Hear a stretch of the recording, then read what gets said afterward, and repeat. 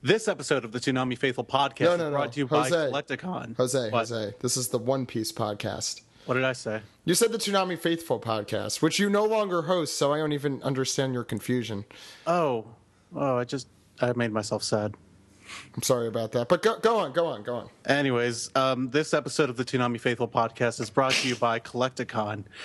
You can visit kolektakon.com/onepiece. Hey, buddy, you're doing a great job, but you did it again. Did what again? You said the wrong podcast name. You said Toonami. I'll get this right, guys. I got it. Okay, you're good. All right. Take three. This episode of the One Piece podcast is brought to you by kolektakon.com/onepiece. It's your one-stop shop to go get One Piece. I miss my podcast. I miss my podcast, guys. You could go to kolektakon.com/onepiece. Yeah, that was great, kid. Why don't you take five? Yeah, why don't you go sit in a corner somewhere? Mm-hmm. Okay. And why don't the rest of you go to kolektakon.com? And let's get on with the show. That was horrible, kid. I'm sorry.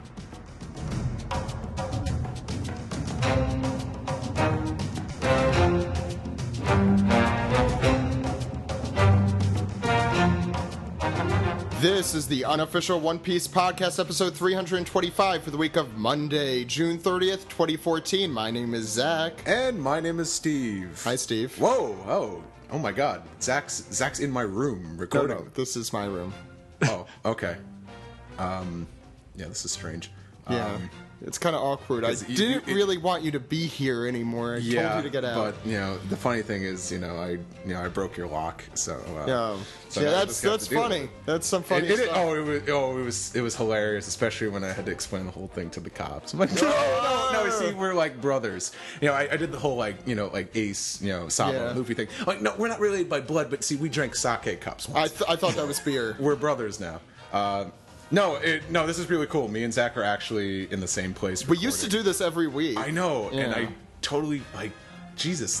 We did the entire show on Saturday nights. Yeah, because we're crazy. That was weird because I just remember Marineford episodes, and that's about it. And Steve was usually asleep during those episodes. Yawning, Zach. Anyway, we have other people here today. They're not going to get to talk very much, but we have them here. First, from we have Jose Argumedo. I know that. Still crying in the corner. Nice to have you back on your... No, I'm great. I'm happy to be back on a podcast finally. You forgot how to speak. That's how happy. Yeah, that's how happy I am. I'm like, yay! People know and hear me now. Wow, I really did forget how to speak. I'm curious though. What are your opinions about the Turner Corporation and their program? I love them. They have done no wrong, and as long as they continue to pay me, I will not change my opinion ever. Actually, seriously, I really love my job. That is no joke. He loved Turner way before he worked there. That's a very honest answer. Yeah, I mean, I think the first time I met Jose in person, he was talking about his Turner lanyard obsessively, which I wear to work now. I believe it. He has a picture of Ted Turner in we also it's actually a mural. We also have, from the podcast formerly known as the Anamanga podcast, we have Jammer. Hey, Jammer. Hello. How's everyone doing? Finally get to talk. It's about time. And that's all you're going to say this week. We don't have you on much anymore. Yeah, we don't. I can't remember the last time you were on. It's West Coast, and having a normal job kind of gets in the way of the schedule of the pod. That's not what I meant to say. Sorry to interrupt. The schedule just doesn't go together, stuff and things. What's up, guys? I'm back. We also have, finally, and most importantly, obviously, the rest of us don't matter here. Most importantly, we have the translator in Weekly Shonen Jump for One Piece. We have Stephen Paul. Hey, Stephen. Hey, guys, what's up? You forgot to say special guest. I did forget. Totally. He's our special guest. He's not special. He's on. No, he's our... We've talked about this. It's in the contract. And you kind of lose your special card when you're reoccurring. Not for Steven. Not for Steven. So next week, I think most of you, well, not most of you, Steve and Steven will be at Anime Expo. Yes. Yes. Yep. There's a lot of cool stuff going on. I think I'm going to be on a plane in 2 days, and I'm just gonna like assume everything's as normal. I might like accidentally open up the plane door on accident, thinking it's my house. And like, oh yeah, I'm on a plane. Whoops. What? Not really sure you want to say that out loud. You'll know you're in California when you get off the plane and they give you your complimentary lowrider. So, when I went to Anime Expo in 2010, Dominic gave me my complimentary In-N-Out burger.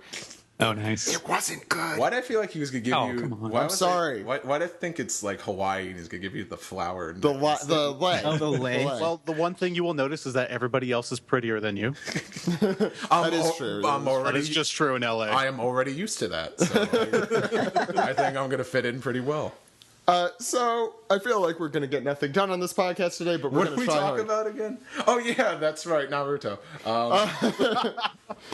So this week, I'm sorry, before we get into what we're doing this week, at Anime Expo, there's like a ton of cool stuff happening. Before the panels Mostly at my table.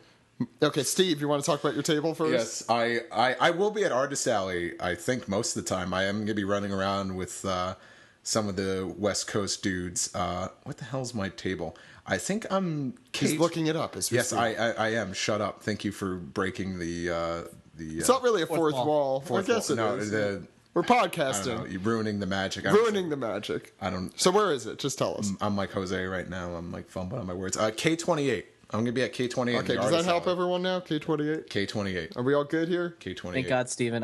Damn it, Steve. I was worried. Which one is which? The cosplay gathering with Dennis, who unfortunately could not be here today, who's going to be doing a lot of work for us at the convention. I want to thank him ahead of time. I think he's going to be recording as many of the panels as he can. So look forward to that when we have a break in the manga action. The cosplay gathering will be at 2 p.m. in West Hall and Staples, between the West Hall and Staples Center. That's going to be on Friday. Everything except for OPP Japan's on Friday. So also on Friday, Shonen Jump presents One Piece. That's going to be really cool. Steven, you want to talk a little bit about it? Yeah, it's gonna be a star-studded panel with. We're gonna have Sasaki Hisashi. He's making a trip out from Japan and Asia. I think he was actually just tweeting about something in Taiwan. Asia? Sorry. He's going to Asia. Taiwan, yeah. Because they're about to do the One Piece 10 exhibit there. Mm-hmm. But yeah, he will be there. I will be there with Alexi. I know that Funimation Josh will be there as well.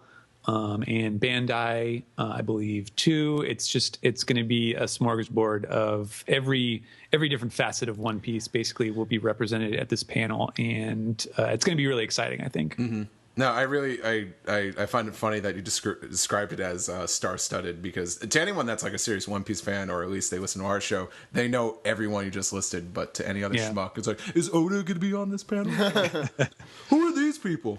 Do you draw? I feel like it could turn into one of those like podcasts that we have with 8 people, just all talking over each other. But I mean, those are like the highest level of people you could get at an anime convention for One Piece. That's not a bad thing. What's so funny, Steve? I don't know. It's like almost like Zach is describing like a small comic book convention. It's like, oh hey, it's the guy from Critters. I mean, but hey, it's like the best you could get. If there were a One Piece convention, these would be the people who would be booked. That's I guess how I would put it in the States.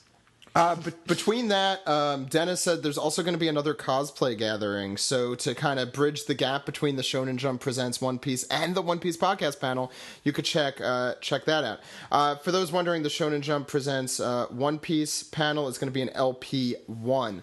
The One Piece podcast panel, these are all going to be at Pacific time, is at 7:30. The One Piece podcast panel, that's an LP4. You're going to definitely want to check that out. There's going to be some really cool special stuff. Hopefully. It's a big hopefully. It's all on my shoulders. Yeah, Steve. Okay, then. No, I'm not saying that, I'm there's going to be some cool not stuff. like I don't get by with help from my friends, but saying I have to make that presentation, so I should do that. Yeah, probably. Saturday at 9:45, you could get... I think this is going to be the second time you're going to be able to see the final cut of Anime Expo. The only other time it's been shown is at Anime North. Do you want to talk a little bit about it, Jose? Sure. It's actually a little different than the Anime North version. We have modified it a tiny bit. The only person who would notice. The only person who would notice it is me. So I think I made like one extra cut, and that's it. It's still basically the same version we've sent over to Japan. It's actually the same version we sent over to Japan. Which is still awaiting approval. Like, I would love to go into details as to why it's not approved, but we're waiting. That's all we can say. They're having a hard time understanding what Zach is saying. They're not telling us, but they're actually CGIing Zach out and replacing him with Luffy. It's just the same CGI Luffy from, what was it, San Diego Comic-Con? Yeah. It's just, oh God. Greg's like, Luffy. Yeah, the hologram was like, this sure is fun, right, Luffy? Boy! It's just a bunch of Tanaka's lines, like, Yosh! Yeah, so, the movie, I'm submitting it, I guess, soon. I actually, literally 5 minutes ago, the compression just finished. So Anime Expo is all watermarked and ready to go. And I got to send over the trailer as well. I love that new one, which I can't wait to release. But... We can't wait to release it. The reason why it's not out yet, the trailer's been done. The reason it's not out yet is we want to put a date on it. Yeah, so I want to put a date on it. For the, I guess, the One Piece podcast panel attendees, you guys will get to see a trailer that no one else outside of myself and Zach have seen. You should put it at the end tomorrow at 9:45 a.m. Oh, yeah, I should probably put that, yeah. Yeah. That's a good idea. I'll go fix that. That's all really cool stuff that's happening. Dennis is, as I said, nice enough. I think that he's going to try and record both panels. I don't know which panels we'll be able to put on the feed. But as soon as there is a break in the manga, we will put that. That will be our filler episode for that week. But do not fret. It will not be filler. It will be fun. The Fanime one was a lot of fun. It'll be funler. Thank you for that, Steve. You can't make a shmush out of two F words. You know, it's hard. It's also kind of disgusting, and so was that. So yeah, look forward to that. I think that's everything. This week I'm very excited to get into the manga for chapter 751, anime for 651, Toonami for 260. So check all that out on this episode. And we also have a lot of pieced together, so why don't we get right into it, guys? You ready? Oh yeah. Longest intro ever. It was only 11 minutes. That's not that bad. Yeah, that's not that bad at all. Actually, it wasn't that bad. Never mind. I've had better. I said that. Oh, it's longer because you guys won't shut up. Yeah, let's get into it. Come on. Oh, that was horrible.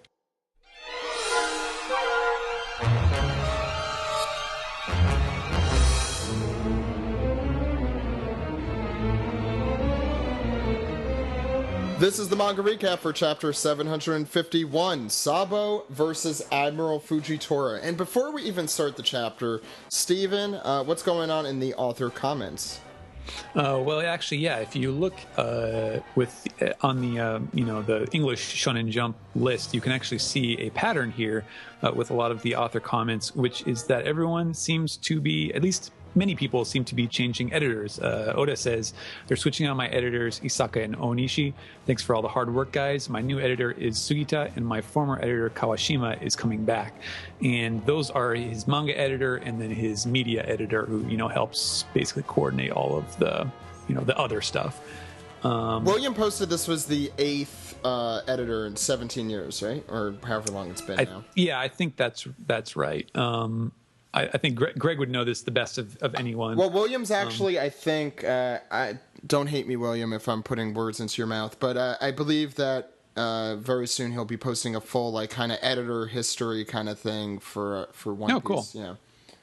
All right. Go on. Yeah, and I believe, actually, if you look, the Toriko authors mentions that his former editor, the guy who is leaving now, is named Sugita, so it could be that editor is going from Toriko to One Piece. And people may wonder, what's the big deal? Why are they all changing now? It's, if you recall from reading Bakuman, if you've read that, there are different times of the year where, the editorial office, makes changes. That's, there are certain times where they'll choose which series to end so that they can bring new ones into the magazine, and then there are certain kind of administratorial spots where editors switch around, and we don't know for sure what the reasoning is for any of these, but just so people don't go crazy with conspiracy theories. It's the stuff that happens regularly because it's a big responsibility, and people move around to different positions throughout their careers at these companies, so they change, and it's not. I would feel very hesitant about ascribing like stylistic changes or like story changes. I think that the author and the artist and his assistants are kind of like athletes on like a sports team. They're the ones that actually do what goes on. They're the ones who are responsible for what you see. And the editor is kind of like the coach or the manager. There is an effect. Do it, Oda. Yeah, there is an effect. I mean, different editors will have different effects, but it's probably not something that anyone outside of Oda and that editor would know what the difference is going to be, because it's a personal relationship and different styles of creativity. It would be crazy to suggest that this means that like things are going to change with the way One Piece works. It's just he'll have a different editor for that's crazy horse. Yeah. Yeah. What's the name of his new editor now? His new manga editor is Sugita, and his former editor Kawashima is now going to be the media editor. And you said editors are a lot like coaches, so put me in Sugita. I'm ready to draw today. Excellent. Let's never do this. When are you getting out of my apartment? Yeah, once that happens. No. I also noticed Hattori in Tite Kubo's comment. I'm assuming that's the same. That's probably the same editor Oda had. That was a while back now, right? I don't know. I think it might be a different. There are two Hattoris. Oh, there's two of them. Actually, yeah. If you remember, one of them is Jean-Baptiste Hattori, the nice half French one. Yeah, who is the World Trigger editor. But I don't think he's Bleach. I think that might be the other Hattori. I could be wrong. Oh yeah, he is the World Trigger. So that's probably a different one. Yeah. I forgot about that. Anyway, Steve, you want to get started? Yeah. Thank you, Stephen, for providing a lot of context to this situation. Sure. Let's get into this chapter. And holy crap, we got a cover story now. What? No one's. I thought this was someone playing with a bunch of whales and animals. Mm-hmm. Yeah, I always thought the name Number 21 Volume 1 was such a strange name. No, it's a limited cover series. Is that what it's been called? Yeah, I think that's they've always been called? Okay. Yep. Number 21, Volume 1, Onward to My Friends. I'm not going to beat around the bush here. It's Jinbei. It's got to be Jinbei. There's that's the same boat he traveled on when he brought, Caribou, the star of everyone's favorite cover story last time, when he brought him back up to the service. But yeah, I guess Jinbei is just traveling along, under the sea. With a barrel, it looks like. Mm-hmm. Mm-hmm. Yeah, actually, unbeknownst to anyone else, his friends are Koribu and Caribou, so twist. He's kind of like the Pied Piper of like the undersea life right now. They're all kind of just following him like, yay, Jinbei. Well, I'm very excited for this one. This is like one of the ones we've been hoping for. I think is the Jinbei one, because I think everyone's the twirly brow pirates. Everyone's been waiting to see what was the thing? What was the commitment Jinbei had before he said he'd get to see that now? I'm really hoping we're going to see some of the old Sun Pirates. Was that what they? Yeah. Wait, are we going to get to see that? The Sun Pirates. Yeah. Right. Well, I mean, they became no. They were the Sun Pirates. Yeah. What were you saying, Jammer? Are we going to get to see that? Because it almost seems like I'm done whatever I was supposed to do, and now I'm going to go find my friends. Yeah. That's what I get from this. Damn it. Double damn it. I was really hoping that we could possibly see some of the past Sun Pirates, like Aladdin, who had an Oda box and did nothing. That was so frustrating. I know. It's like I remember, what is he doing here? Like, awesome, he's gonna do something. And he didn't do anything. I completely forgot he existed until right now. They call me Aladdin because I look like a genie. You dig?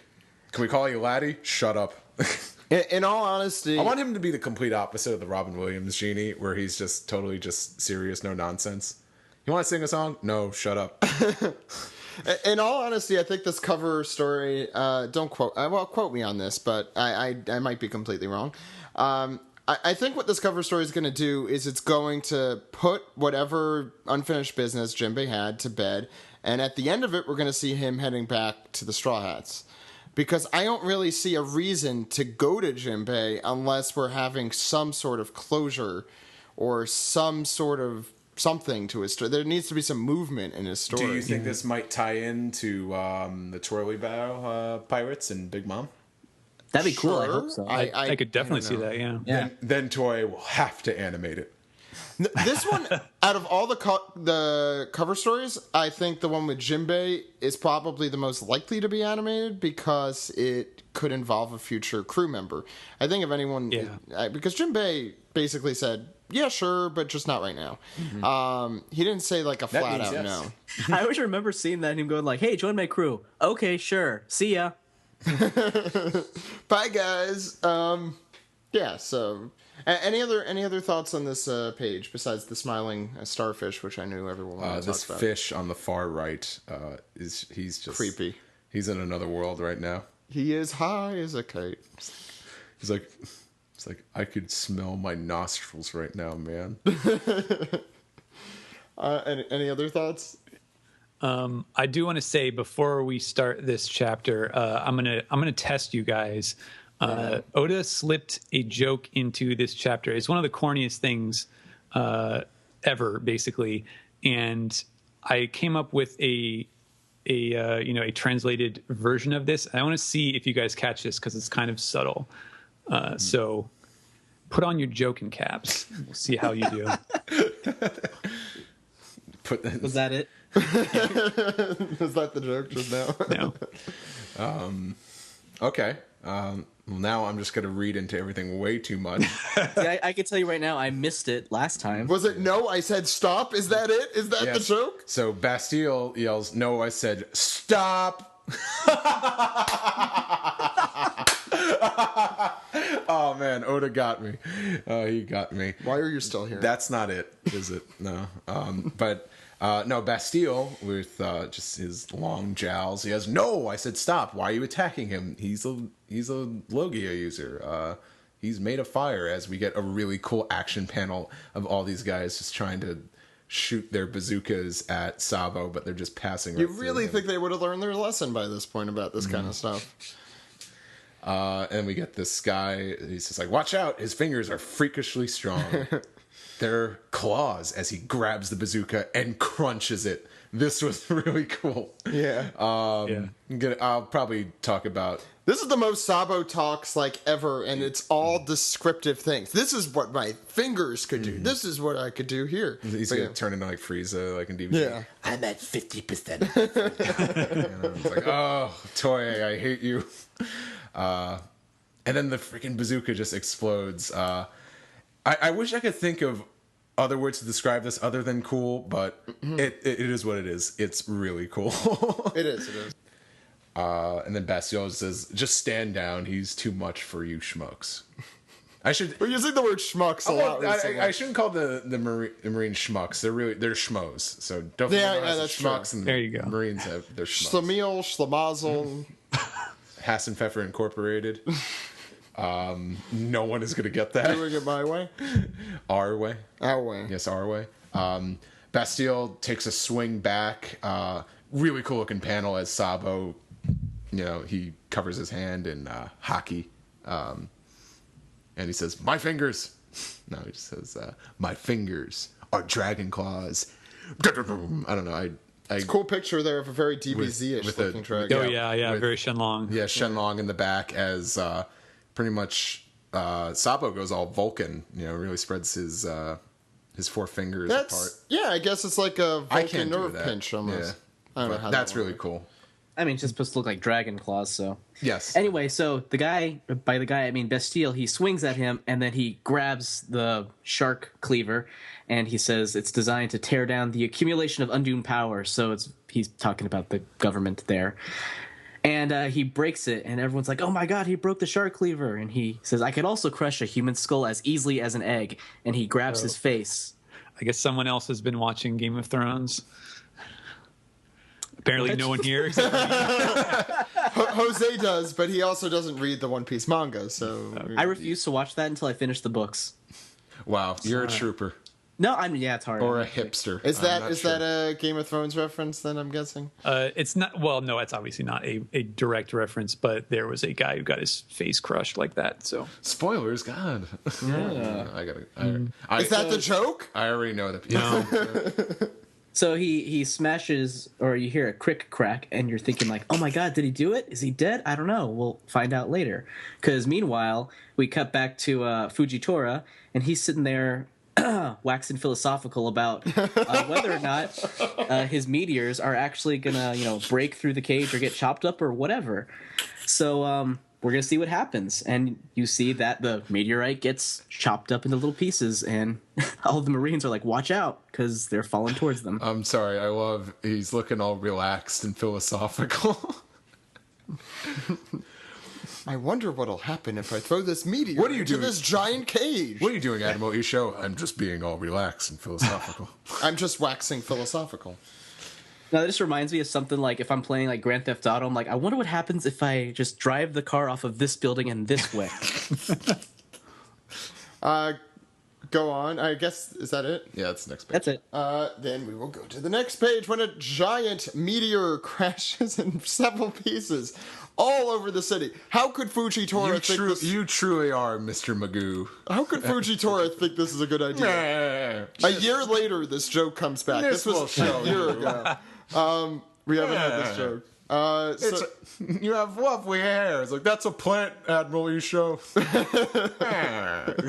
Is that how he Good, sounds? yeah, we could just call it the same episode title and just use the same Mr. Magoo 2. It's an easy night, you know? The Magooaning. Electric Magoo.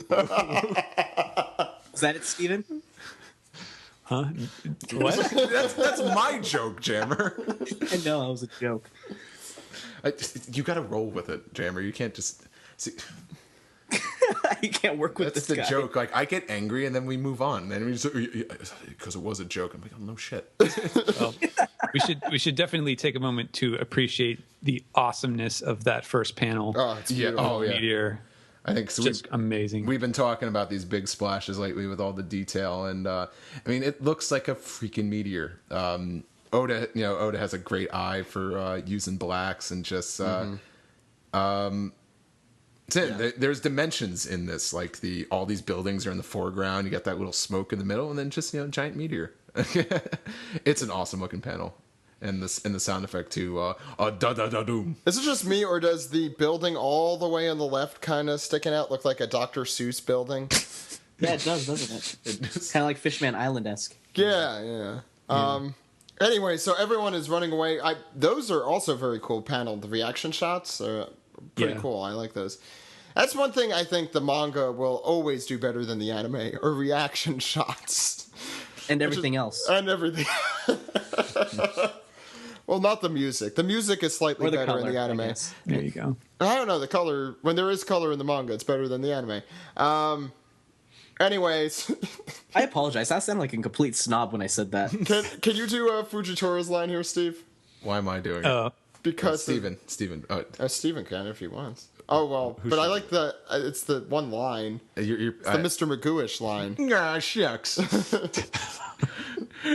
Didn't mean to be so widespread. So he's went from Deadwood to Mr. Magoo. He went from Deadwood to...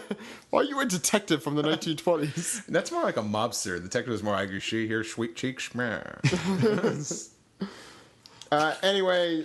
Fuck, I've ruined Fujitora for myself. Steven, do you want to do it in the voice you probably intended it? Okay, yeah. So, this is kind of a different side of Fujitora because we haven't seen him flustered like this. But, yeah, he's clearly like, oh, shucks, didn't mean to be so widespread. Hope I didn't hurt no civilians. And the Navy guys are like, just tell us when you're going to do this.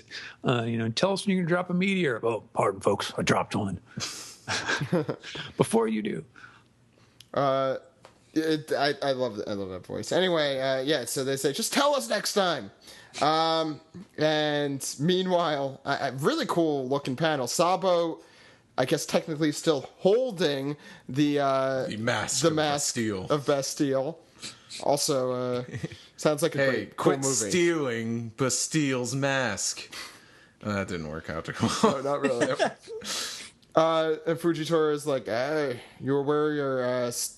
well, what is he? Are you aware that you're standing of the... What the hell? Are you aware of the stand-in you're in? What does that even mean? He's saying, like, do you understand what you're doing here? Like, do you know what the position you've put yourself in? Sort of thing. The stand... I get it. It's... What the hell does that even mean? JoJo! Are you aware of your stand's power? Yes, it's called Disco Inferno. Are you aware of the way you're standing? Another really cool panel. I think I definitely like Sabo a lot more than I liked Ace, because Sabo doesn't like come off like, oh, he's supposed to look awesome. Sabo is that awesome that you get in the One Piece world, like when Luffy looks awesome. Do you know what I mean? Because his face is like, it's that simple. So you're saying Sabo is a lot more relatable than Ace was? Yes. I know a lot of the older fans really give Ace, a lot of shit, and I guess I can understand, like, because naturally when I first I thought, hate Ace. Cool guy. Yeah, he's like, I have my shirt off, whatever. Yeah. I don't hate Ace. I just think Sabo is cool in the way that he's not trying to be cool. He just is. What the hell are you talking about? He is just oozing cool. I'm not saying he's not. I'm just saying he's not overdoing it like Ace was. He took his mask off after crushing it. Anyway, so he crushed a bazooka. He said he did what Steve just did. Again, what Steve just said, sorry. Steven, you want to go into the next page? Okay. Now we have... This is the part where the action has stopped for a moment so the opponents can talk it out. And Fujitora is like, now, hang on a second. He's like, I seem to recall the previous owner of the Flame Fruit, Fire Fist Ace, who died in the Paramount War, being described as a sworn brother to Straw Hat. Now you claim the same title, and Sabo kind of gives him the explanation that, they shared the ritual cups of sake. They are linked by a bond that cannot be severed. And it is, as Fujitora says, a troublesome trio of brothers, if I've ever seen one. And then, just to put it all in perspective, we have the Marines here just like flipping out like, what? So Straw Hat's brothers are squad leader under Whitebeard and the number 2 revolutionary? And so... Exposition! Yeah. Just in case you forgot. But and then Sabo has this cool line here where he says... It's like, just keep this in mind. If Luffy ever asks me for help, I will race to his side wherever he is, no matter my position. Which makes me wonder, like, is that Oda possibly setting up something in the future where, Sabo is supposed to be doing revolutionary work, but Luffy needs him. Luffy's in trouble. And then he will basically abandon the glorious cause. Now Stephen, Sorry, go ahead. No, that was it. No, Stephen, I don't play a lot of video games. I know you do. But I feel like there's that thing, like, you summon, this amazing power once or twice every game that you're able to do. I feel like that's what Sabo is. Is that like, that's a common thing in games, right? for Luffy, basically? Yeah. Well, he is a dragon. Yeah. He's got the dragon claws. It's true. And he works for Dragon. Mm-hmm. It's true. One Piece was inspired by Dragon Ball. Oh my god! And it goes all the way to the top. Oh my god! Akira Toriyama also did the artwork for Dragon Quest. My god! Which is a video game. Sonic the Hedgehog is a video game character. Okay, Stephen, please continue before Steve keeps talking. So Sabo basically says, I'm never going to go through that again. And we see his anguish. And I mean, who can blame him? You can't even look at the front page of a newspaper without getting a giant spoiler there. Just his Ace dies right in the front. What? I wasn't supposed to hear that yet. So, and Fujitora recognizes, like, all right, so seems there's no use asking further, like, into your background. We gotta look a little bit into that panel though. Sabo is having a fit. He's very, very upset. Yeah, we're both like going all the way into our computer screen to try and figure out what's almost don't want to happening. make a joke because it is a very serious moment, but I'm going to make a joke anyway. Go for it. It looks like he's whining. Like, to everyone else, all the other revolutionaries are really taken back by this. They're shocked, and they're like, "What's the matter, Sabo? Was Marmaduke not funny today?" Ouch. No, you got this. This had me thinking a lot that I'm curious if Sabo even knew that Ace was captured. It was in the newspapers. I feel like Ace. I think no. They've talked about before. They're like, I should have went there, or should I have? I went there to save him. I do think the revolutionaries have like their finger on the pulse to what's going on in this world. I think if they had no idea this was happening, they don't stand a chance. And Stephen, go ahead. Yeah, just what I was gonna say was, I think Sabo full well knew what was going on, but I think Dragon said, "You're my number 2. You are not going there because we're working too damn hard right now for something that's very big." Yeah, to just really throw ourselves out there and put us in danger just because your brother, in this case, your brother is going to get executed. I bet Dragon was really strict. He said, "No, it's we can't danger. Sabo we can't danger all of ourselves right now." But you see, if Sabo were Luffy would have said, "Well, fuck you, I'm going." Well, this is One Piece, so he wouldn't say the F word, Zach. What? I was under the impression he always says the F word. No, you fucking idiot. No, but I also want to say, in Marineford, Ace also mentioned Sabo. I forget the context, like when he's talking to Luffy. I think he was really... Well, he was under the impression Sabo was dead. Yeah, I don't think Ace was aware that Sabo was alive. Also, it would have been terrible. I think because when he brought up Sabo to Luffy, it was like something in the past. Like he was talking about Dadan, and then he brought up and Sabo too. Dadan so I think Sabo. The tense he was talking in was past tense. I just remember us reading it and saying, "Who the fuck are those people?" It's not like they were having a moment with Sabo at that moment. Can you imagine like the magnitude of an ass pull that would be if Oda just has like, hey, guess what? Here's this character you've never seen before. It's also Ace and Luffy's brother, and he's going to show up to save the day. Just like out of nowhere, you have no idea who he is. Yeah, because that's at Marineford. I was going to say it would have made the story terrible. That's weak. That's just weak writing. Yeah. Okay, so Stephen, I guess you have a couple more panels left. Yeah. So basically, they've come to their realization. Yeah, they can't. They're not just going to talk this out and come to an agreement. And I like Fujitora's line. He's got no drinks for them to shoot the breeze over. And back to Deadwood, Fujitora. Yeah. Fujitora seems like a cool guy. Yeah, I would totally hang out with Fujitora if he didn't kill me. Go ahead. If you were a pirate. And then they just have a giant clash of wills, I guess. Here with the fire and the gravity. Yeah, that was kind of cool. I don't know if we've seen.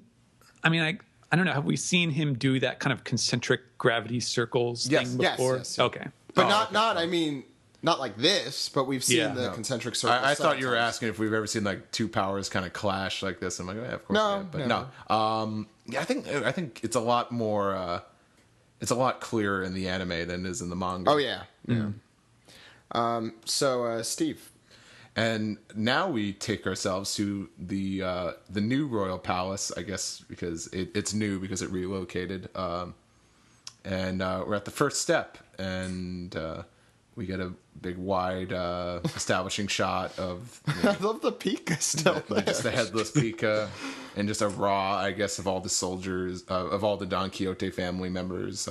The Don Quixote schmucks. Fighting, the schmucks fighting all the Colosseum combatants. And was one guy, it's like, hey, I'm going to take the time to point out that that's the bull, the Grim Reaper of the Colosseum. Bring it down. Who says this? Jeet? Or is this Luffy saying? That's Luffy. Mess with Moosey and you get the horns. Is that the joke? No. That is a joke, though. Yeah. What? A joke in One Piece? And I think this is Abdullah that says, yeah, that's right. It's like grovel before the god of death. No, they're too busy just getting trampled over. And I guess it's a type of groveling. And then in the distance, we see, Bartolomeo. I mean, Cavendish. Good save. And he says, with a gleam in his eye, it's like, I'll see you when you get there. I guess referring to Doflamingo. And Luffy's like, damn, I thought I was taking a shortcut. Because all the other Coliseum combatants that he was arguing with have now caught up. We even see Haruden with his weapon, about to just bring the smackdown on all these schmucks. Great. I love all of this. Mm-hmm. And we see, Sai. He says, like, out of my way, I don't have time for errand boys, as he hits him with his staff. Hits him with his best shot. Fire away. With his blade. Also with his little shockwave technique, not a devil fruit ability. I forget what this was called. I think Hashoken. Okay. It's kind of like Chi and Kung Fu, I'm guessing, because it's all related Something to China. Chinese. Yeah. And now Luffy's annoyed because all those guys he was trying to get ahead of are now ahead of him. Jammer. Oh, were you saying something else, Steve? Oh, I'm just saying, we have like another wide shot. We see some more of the buildings kind of. I think the ground is. I don't know if this is just messed up or this town is. No, this is messed up due to Pika, because you see some everything's messed up due to Pika. On like a 90-degree angle on the left. Oh, yeah. It's Pika. You just. It's fun though. I really like. It's cool. Yeah, it looks interesting instead of just having the same old buildings. Go ahead, Jammer. All right. Luffy continues to ride Moosey, and you have some guys trying to kill the bull and knock Straw Hat off, and Luffy gets really upset, saying, "Don't aim at my bull." And then you see a spiky fist and a man yelling for them not to mess with Straw Hat, you schmucks, as you guys have been saying for the past podcast and a half. And then we see Kelly. Wait, Funk. is that the joke?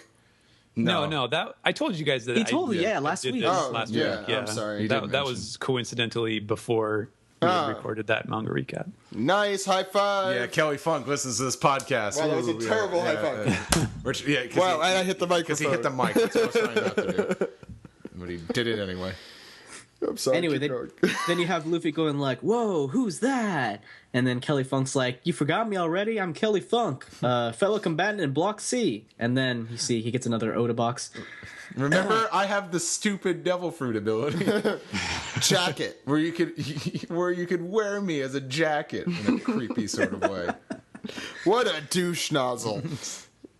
So he says they got saved by Usopp, so they're there to help. We found this awesome shortcut that'll take you from this first step all the way up to the flower field. And he's like, "What? Really?" Now, I don't want to spoil things, but how quickly were you guys suspicious about this?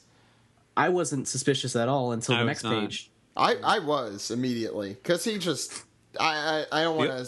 I don't have any proof of it, but I was. The only reason that I wasn't suspicious, like from a logistical standpoint, was that a shortcut that just goes into the giant mound and then all the way up is like the exact kind of bizarre thing, like leap of logic that Oda uses all the time when like moving around places. True. So elevator could have been an elevator. I was more skeptical not about the logistics, but more about the funks. Why? Yeah. Because it's weird. They weren't there the entire time. And then he kind of just shows up, and I've been there the entire time. I'm helping you guys. You guys rock. This does not fit his personality. I think Oda forgot, and he's like, "Oh, my bad." Let's give him a weird one. No, I think that's what got. No, I think this was interesting. That's why Isaka left. He's like, he forgot Kelly. He's like, we're done professionally. I mean, I can never work with someone so irresponsible. I mean, of the competitors. Kelly Funk. Of the competitors, you funked up. Okay. I'm just trying to think of episode titles. I'm sorry. Yeah, Zach, right, sit down.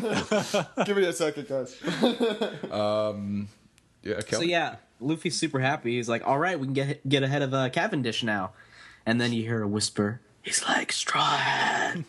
And he's like, "What?" And he's like, "Where will we undo my cuffs?" Well, it's pretty much like, "Hey, remember me?" Pretty much. All right. It's like, I'm a character too. Girls love me.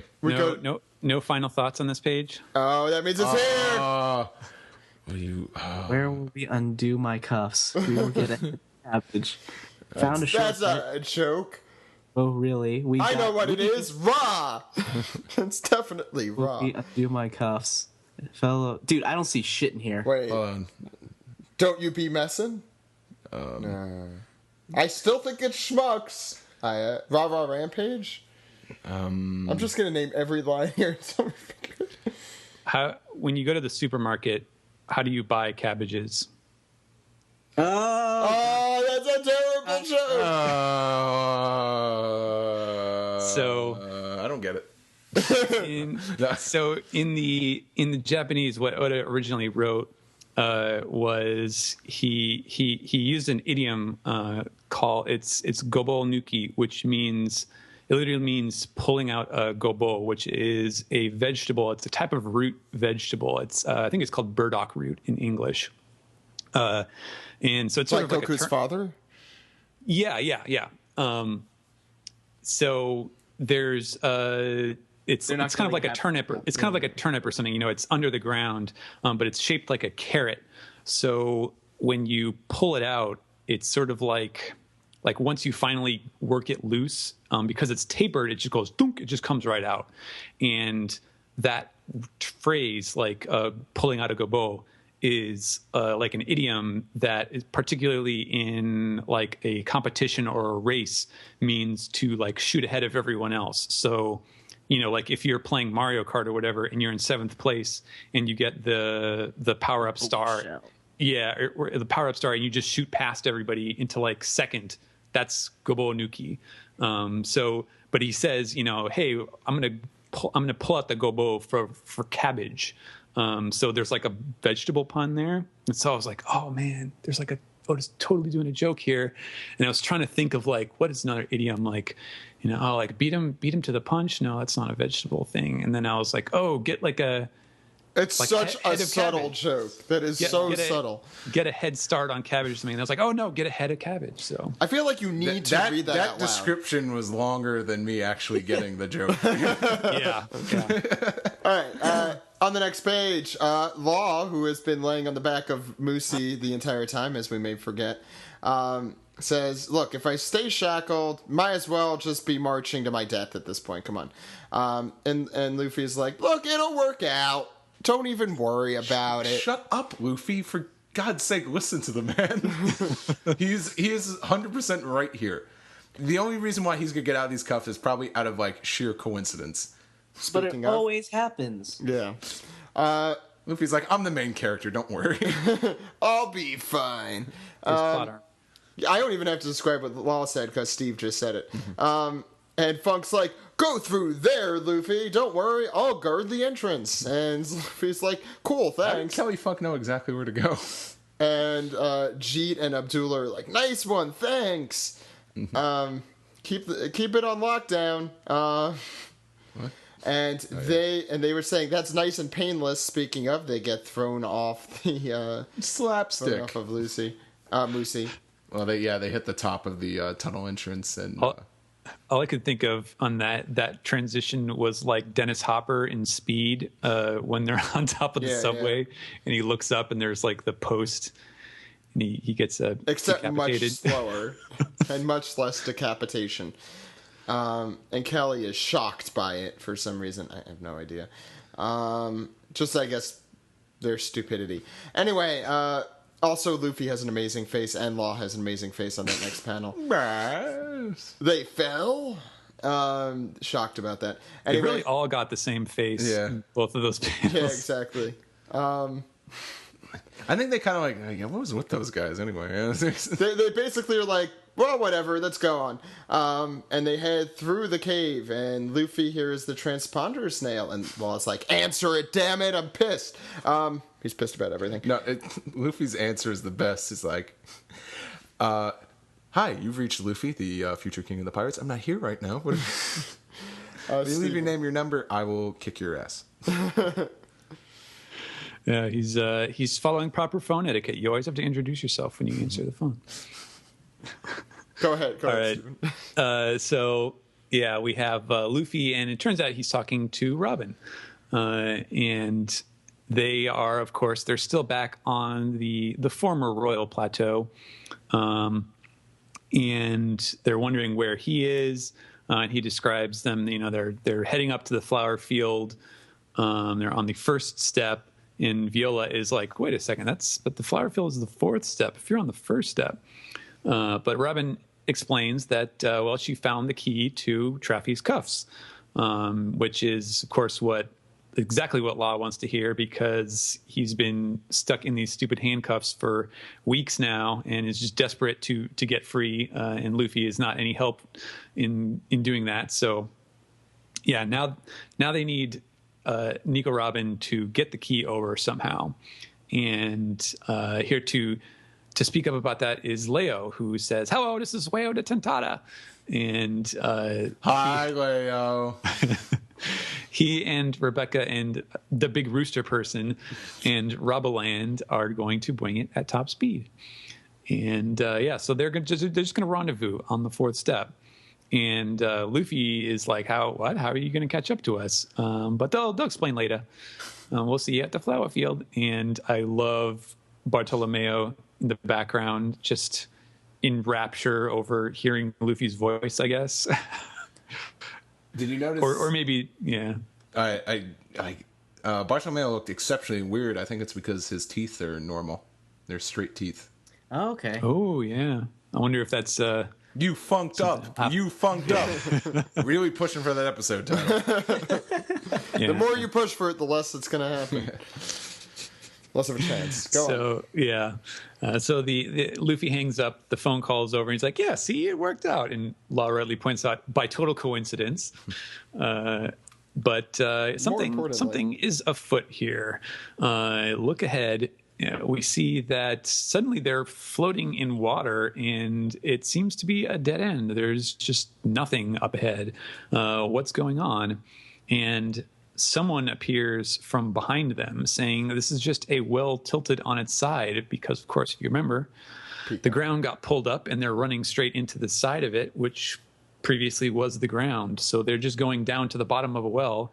There's no shortcut. It's Doflamingo. It would seem they've been funked over. Oh, that motherfunker. Well, I guess we're stuck with that episode title. My prediction right now.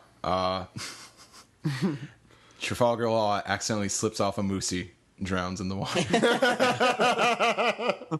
He's like, "Oh God, help me. And Livy's like, "It will work out. You'll live." He's like, thoughts on this chapter, Jammer, since you're the quietest?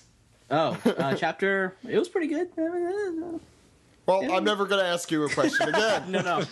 No, actually, I really I enjoyed it. A lot of stuff happened. It seemed a bit scattered, because it was, but I guess I'm still kind of wondering why, because the Tontada and Robin are going to meet them at the flower field, and I'm like, why didn't they just do that to begin with, whatever they're going to do? I don't know. But we'll see. Well, I think it's because now they found the key. When, as Stephen put it, "Oh, the key!"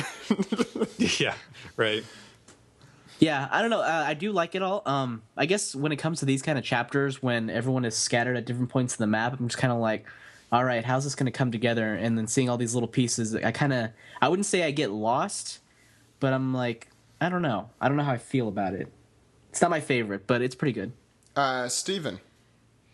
I like this a lot. I mean, obviously, you can probably tell I had a lot of fun working on this one.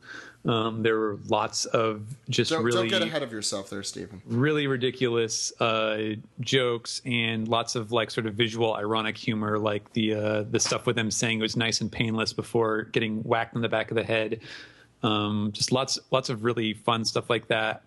I thought it was, there was some really cool stuff. Obviously, as the title goes, the Sabo and Fujitora stuff was pretty awesome, and we definitely got to see another side of Sabo. One, obviously, that we could have predicted. He cares about Luffy, obviously, but it was nice to see him stand up for that and declare that in kind of in public before other people who are antagonistic to Luffy. And yeah, I don't know. I thought it was a lot of fun. The meteor scene was great, and I guess I would ask what like what was your guys' impression? Obviously, I know we discussed the idea of, did you see it coming beforehand, if that the Kelly Funk had basically lied to them or somehow tricked them. What exactly do you think is going on here, with Doflamingo showing up? You think there's a lot more to it, with like just the Funk brothers kind of just appearing out of nowhere? Well, I mean, do you think that do you think Doflamingo paid, do you think they're working for the bounty? Do you think that, first of all, do you think this is Doflamingo, or do you think it is his string? Because that was my first impression. I was like, oh, this is probably is not Doflamingo. This is probably another one of his body doubles. Yeah, I think so too. Yeah. I didn't even think about that, but that does make sense. I really didn't think, I didn't put so much emphasis on the Funk brothers at first, but yeah, if it's kind of like a swerve, like they're turning heel. But I think they're just going for the bounty, to be honest. Or they maybe somehow ran into Doflamingo and he says, by the way, guys, da-da-da-da, and they set something up with him. I think you're right, it probably is a double. As far as doubles go, where do the rules of swimming apply to when it comes to his double, do you think? Because I know that they're in water right now. But are they in salt water? Does it matter? Does it matter? I think if it's just regular water, I mean, Luffy has to drink water sometimes. No, but I think if you're in like a body of water, like I don't think Luffy could take a bath. I think Oda has come out and said that before. No, you can't take a saltwater bath. Like you're mentioning, I'm guessing you're referring to Zed, right? I think, wasn't there a scene in that? I don't even know. And I think I don't know. I'm not even gonna get into this. Greg will yell at me if I try and have an opinion here because I don't know. He does. I'm sure Greg knows. I think it's any body of water, as long if it's taller than him and if it's basically swimmable. I think he can't swim in it. I think if the Funk brothers set up Luffy, I think we would have gotten like a panel kind of hinting at it. Like, no, I think they did. They totally did. You think so? No, I think it's better that they didn't have that panel too, because it's because you wouldn't expect it. Yeah. So now I'm going to expect it. So if it is happening, I'm like, this wasn't that exciting. No, I definitely think they got funked over. I mean, it is kind of. We were talking about, when Doflamingo did his big speech and he's like, okay, here's the star bounties on these guys. And, they had all the scenes of like the guys going like, oh, bounties, huh? And because we had been conjecturing, all these Coliseum gladiators are going to be on Luffy's side because, in some way or another, he saved them either from the curse or, like in Don Chinjao's case, like on a personal level. So, it was sort of like, oh man, Oda's just setting him up to work against him, but then everyone is on their side again. So it kind of makes sense that at least someone is not going to stick with Luffy. Yeah, we really haven't. We haven't seen the Funk brothers since the whole God Usopp thing. So yeah. I also want to mention that Craig had mentioned there were a lot of Bastille fans. I'm sure they're all very disappointed today. Although we did get to see his face, kind of writhing in pain. So there's always that. The first part of the chapter was a lot of fun and interest. I think it was less interesting than fun. Just seeing the Sabo Fujitora stuff, as you said. I'm really curious. There are so many threads. No pun intended. Really, I did not intend that pun. For things that we have left. I mean, we have Law's stuff with Corazon that we have just been dying to hear. Yeah, this wasn't a flashback. This wasn't a flashback. No, I'm just really thinking about the Funk thing now. I guess I'm kind of like Luffy. I'm gullible. I guess I believe them. I was not thinking at all. I didn't believe him this was like the ultimate screw. It's one of those. But it's like a story thing. When someone comes out of nowhere, is like, "Hey, I'm a convenient plot device." You got to be a little suspicious. Mm-hmm. And if it works out that they are a convenient plot device, you're like, oh, come on. I don't know. It happened in Annie's lobby with those guys that rode on dogs. Like, hi, we're more people you fight. Well, no, that does happen. It's what Steven said. That's why you fell into that. Because just a chapter or two ago, hey, I found a key. I mean, okay. It's the same kind of thing. But in this case, it actually was a more clever twist on that cliche that Oda does. Mm-hmm. Final thoughts? I think I'd say too much at the end. Yeah. I mean, half of this chapter was Sabo is badass. He got his badass moment here. Sabo got his destroying like 10 Baroque work ships at once moment. And he shows off that he grew that tooth back in. If people actually thought he was gonna have like a missing tooth as an adult, I that baffles me because I figured he's a kid. Kids lose teeth; they lose their baby teeth. Yeah. So of course, some kid would have like his teeth knocked out. But it was really cool. Sometimes I think I'm. Like I kind of like realize I'm like, yeah, this is his badass moment. Like it was cool nonetheless. I'm not trying to knock Sabo down a peg. I think I'm just so used to just characters being idiots, or I'm rooting more for underdogs or guys that have no idea what they're doing, or things don't come easily for them. So I no longer find guys being badass to be the most entertaining thing ever. But it was still really entertaining though. It was, yeah. It's cool. I know what you mean. Yeah, it's now I kind of. My tastes have changed a little bit. I'm really looking forward to next week. I mean, as Steven maybe said, it'll be a flashback. I don't know. Well, now I would almost be upset about it because now what the hell? We have a confrontation with. But otherwise, the running around, running up Pika and running up the plateau. I mean, I agree with Jammer. It's kind of very similar, with just a few twists and changes, like the Funk Brothers showing up. Doflamingo's going to show up and says, "Hey, you remember that time, Law?" And then it's going to go to a flashback. That's what's going to happen. I kind of believe that. I actually think that. I was half joking with that, but then I realized that might happen. No, like it reminds me kind of like of the Wapple stuff. I mean, when did wasn't there a flashback in a confrontation? It was mid-punch. Yeah, the manga, it happened mid-punch. In the anime, it happened before. Yeah. So that's I feel like that's probably not a bad time to do it, although we have been saying that almost every chapter. Maybe it'll happen mid-drown. You'll be fine, Law. Law's drowning and just starts thinking, where did it all go? All right. Steven, what do you think? Do you think that's really Law? Really, Doflamingo, you mean? Really, Law? That's what I meant to say. Doflamingo. Only one way to find out. Drown him. I will say, I guess, let me phrase it this way. When I read this chapter and finished, my first thought was, that's totally not Doflamingo. That's a double. Because it's Kinemon. Why would... That would be great. He's just going in there to help him out. No, look, it's just a well. There's no shortcut.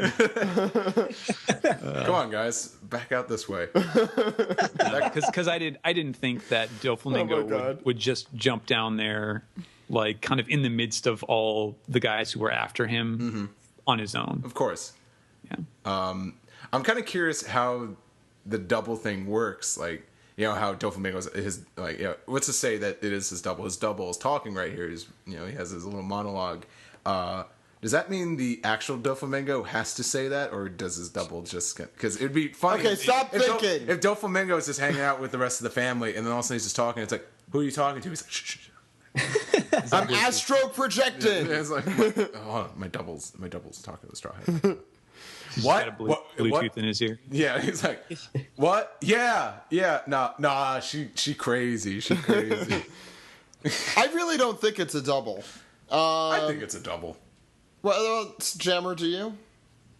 Yes. All right, so I am the only one who does not think it is a double. Why wouldn't you think it's a double? I don't know. I just feel like it's a little cheap. Maybe this is actually Doflamingo, and he's accidentally going to slip. He's like, whoop, and fall face down into the water, drown. I love the idea. And then Luffy and Law just looking at each other like, and Luffy will be like, see, I told you everything would work out. I have to say, if the arc ends that way, I'd be okay. Not great, but I'd be okay. I should draw that. I would like that. That would be ballsy. Like, Oda, I can't believe you did that. That was beautiful. Steve, wow. The new editor's touch is really showing here. If you see Steve at AX and Artist Alley, request the new editor's like, I think we need more dark humor. I definitely want someone to go up to you at AX. It's like, can you draw a Doflamingo drowning? I'm still waiting for someone just to approach me at any con cosplaying Luffy, but carrying around a ragdoll dressed up as Trafalgar Law. All right, I think we're done here. Let's get into the next. Unfortunately, segment. we're not for the podcast, but yeah, we're done. Yeah, let's get into the next segment. Those low down, dirty motherfuckers.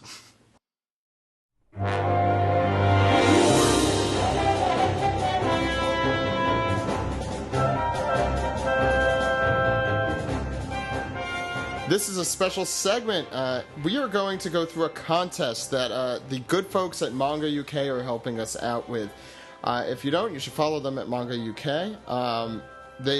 For those who don't know, they're actually putting out a ton of One Piece stuff. When we started this podcast, that Manga UK was like, I don't know if we're going to pick up One Piece, but now they're like the One Piece company out there. They're putting out all of the movies in the UK, and I think the first one they're putting out here is Strong World, which is going to be on Blu-ray. And we want to give all the British listeners out there a chance to finally win a contest that they're eligible for. But I'm sorry, everyone else, you're not. But then again, anyone from the States, why the hell would you want a UK version of the Blu-ray? Well, it's the same exact thing. Just add it to my collection. Shut up. It's basically the same. You know what? That's something I would say. So don't say it. So we're going to give you guys an opportunity to win a copy of the Strong World Blu-ray, or the combo pack, the Blu-ray DVD combo pack. Now, this Blu-ray DVD combo pack just came out today, as we're recording this, June 30th. So as you're listening to it, probably yesterday. So you could go out in the UK. It's been out a little bit longer. It's been a little bit longer than that. So if you haven't, go out and buy it. And if you haven't in the United States, definitely go out and buy it. But we're going to give you a chance to win. All you have to do is write a One Piece haiku, preferably a Strong World haiku, since this is for Strong World. Mm-hmm. Send those in. All you have to do is email them. You could even tweet them if you could get them within 140 characters. Just make sure to hashtag it Manga UK Contest if you do, and if that all fits. Hashtag it. If not, just email it to us with the subject Manga UK Contest. Yeah. I would do that all as separate words. So Manga UK Contest. There's 3 separate words there. So you could email it. You could tweet us the haiku, and those are the only 2 accepted forms we will have. Do not write in. Do not write your letters. They will not make it in time. UK, it will take quite a while. We are going to give a window until, it's going to be a very short contest. You're going to have until Thursday, July 3rd. So they have to be in Thursday, July 3rd. And we have to send over the winners that day. So it will end Thursday, July 3rd, British time. So British time. British time. Tea time. British time. At 11:59 and 59 seconds, Greenwich Mean Time. Isn't that what that is? GMT? I don't know. We're stupid Americans. We are being loud and brash. Yeah. Good luck on that contest. We're, of course, really thankful for Manga UK. I think we're going to have them on the podcast pretty soon. So we're excited about that. We always think of ourselves, I think, as an international podcast, but we don't often follow through or represent it. So we're trying a little bit here and hope to continue trying in the future. So go out there. Send us your haikus and do it. Go out there, as in go out to your laptop, computer, your notepad, your iPhone, I just love your Zach Android. saying, love Zach saying we hope to continue trying. It's like, no promises. I'm sorry, our UK fans, but yes, go out into the forest where you hide your notebook or your laptop. And just a knot hole in a tree. No, just give it your all. It's a haiku. They're not tough. Standard haiku rules apply. But they do. They do. It's 5 syllables, 7 syllables, 5 syllables. We'll also be posting an article on this on the website if you have not listened in time. So. And we'll probably read through a bunch of them on the podcast. Oh, we definitely will. How about some dramatic reading? I think we'll have a good time with that. Yeah, I think that'll be great. Yeah, try to keep them Strong World theme, unless you have something like awesome, like a Dellinger one that you just got to get out there. Then I totally just announced what I would favor. Okay, so go out there and go. Stop! No, you don't have to go out anywhere. Go out and buy it if you don't win. There we go. Go out and buy it if you don't win, but not you don't have to go out. For Christ's sake, you don't have to go out in the forest and get inspiration to write a haiku. Just unless we get it. And that's how you work. If you get inspired by nature, we get it, Steve. In a field of gillyflowers. Dear God. And you're, So what I'm trying to say is, you don't have to wear your pantaloons to write literature. Go by Strong World from Manga UK. So what I'm trying to say is, go out there. Stop. People listening, don't bother. You don't have to put your shoes on. You don't have to leave. But if you want to leave, that's optional. I'm actually crying. Best contest announcement ever. Check out Manga UK at twitter.com/Manga UK. And check them out on the internet. By Internet, I think that's a thing now. I think we need to move on. At Manga UK. Go to mangauk.com. Zach, I think you need to go out. I'll take over from here. Manga UK is going to be so mad at us. They're going to be so cross with us. I just pretended like I... British. Yeah, because they're British, so they'd be cross at us. Now they're really going to be cross at me for saying that. Wow, we're going to get disowned here. Okay. This is the last good luck, contest guys. we'll ever have from Manga UK. Good luck, guys. Yeah, just go out there. No, write a haiku, people. Make it Strong World related, or make it a really good One Piece related one. It's your chance to win a free Blu-ray. All you have to do is write 5 Blu-ray DVD combo syllables. Yeah, Yep. It's so easy. Are you guys just seriously? 575. It's so easy that I'm sure some of our American fans will probably write in and will be like, no, this is not for you. Go Well, away. look, if an American wins, they can't win because their address will be in America. Don't let a Yankee win. No. Yeah. You can't let that again? Yeah. Come on. Oi. Wait, are we still recording? Yes. Oh, Let's go to the next segment, everybody. Yes. Let's go. Ghost in the Shell, September 29th, UK.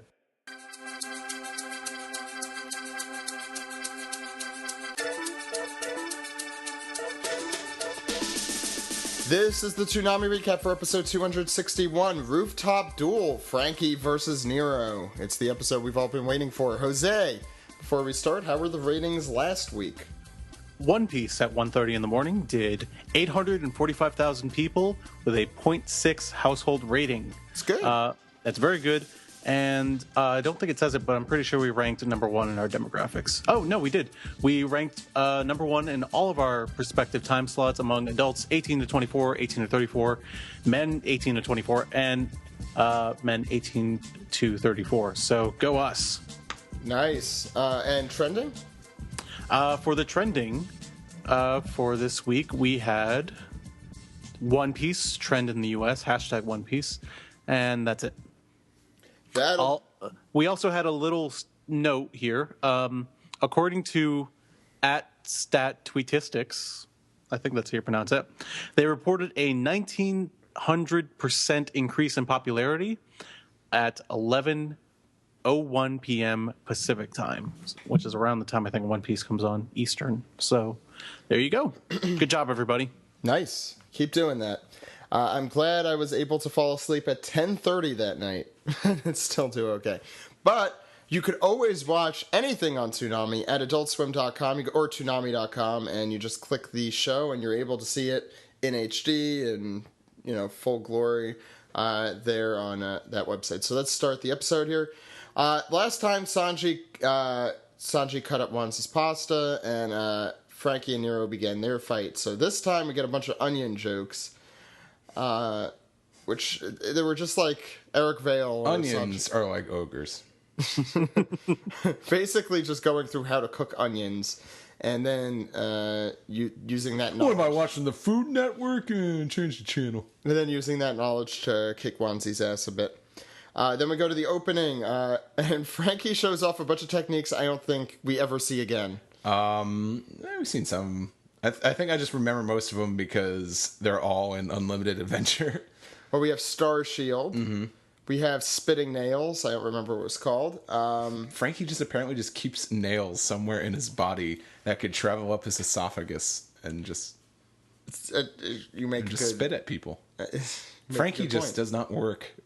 No, it doesn't really make any sense. But we know he couldn't construct his backside, and Nero figures that out as well. So Frankie tries out his Frankie Invincible, which is just as cool as it sounds. Yes, it's his ultimate technique of just laying down, so you can't touch his back. It's a hilarious bit. Yeah, it's just deadpans it, just lays down flat. And at the same time, sorry, go ahead. No, go ahead. Well, at the same time this is going on, Usopp has reached Robin in the car that she's in, and Sniper King, sorry. In his Sniper King voice. Mm-hmm. In his Sniper King voice for now. He basically explains that Iceberg has told the Straw Hats everything, and he somewhat drops character for this, and it's much more noticeable for me, at least in the English version, than it was in the Japanese. Yeah. Where Usopp basically just comes out and says, "You're an idiot. Don't you know who Luffy is? He's gonna come get you. He's not gonna stop." And he's being all follow loud you and to the depths of hell. Yeah. Yeah. He's being all loud and Usoppy, and then a guard comes in, and Sniper King hides very ingeniously inside Robin's cloak. Yeah, being all loud and Usoppy got Corgi to be suspicious, so he got very Usloppy. I can't put my finger on it, but there's something different about her. Definitely something fishy. I love that scene because it's Usopp's arms and they're moving and just in the most random of ways. No, the best part about this scene... when he's like waving him off, it's hilarious. The best part about this scene is how serious the music is.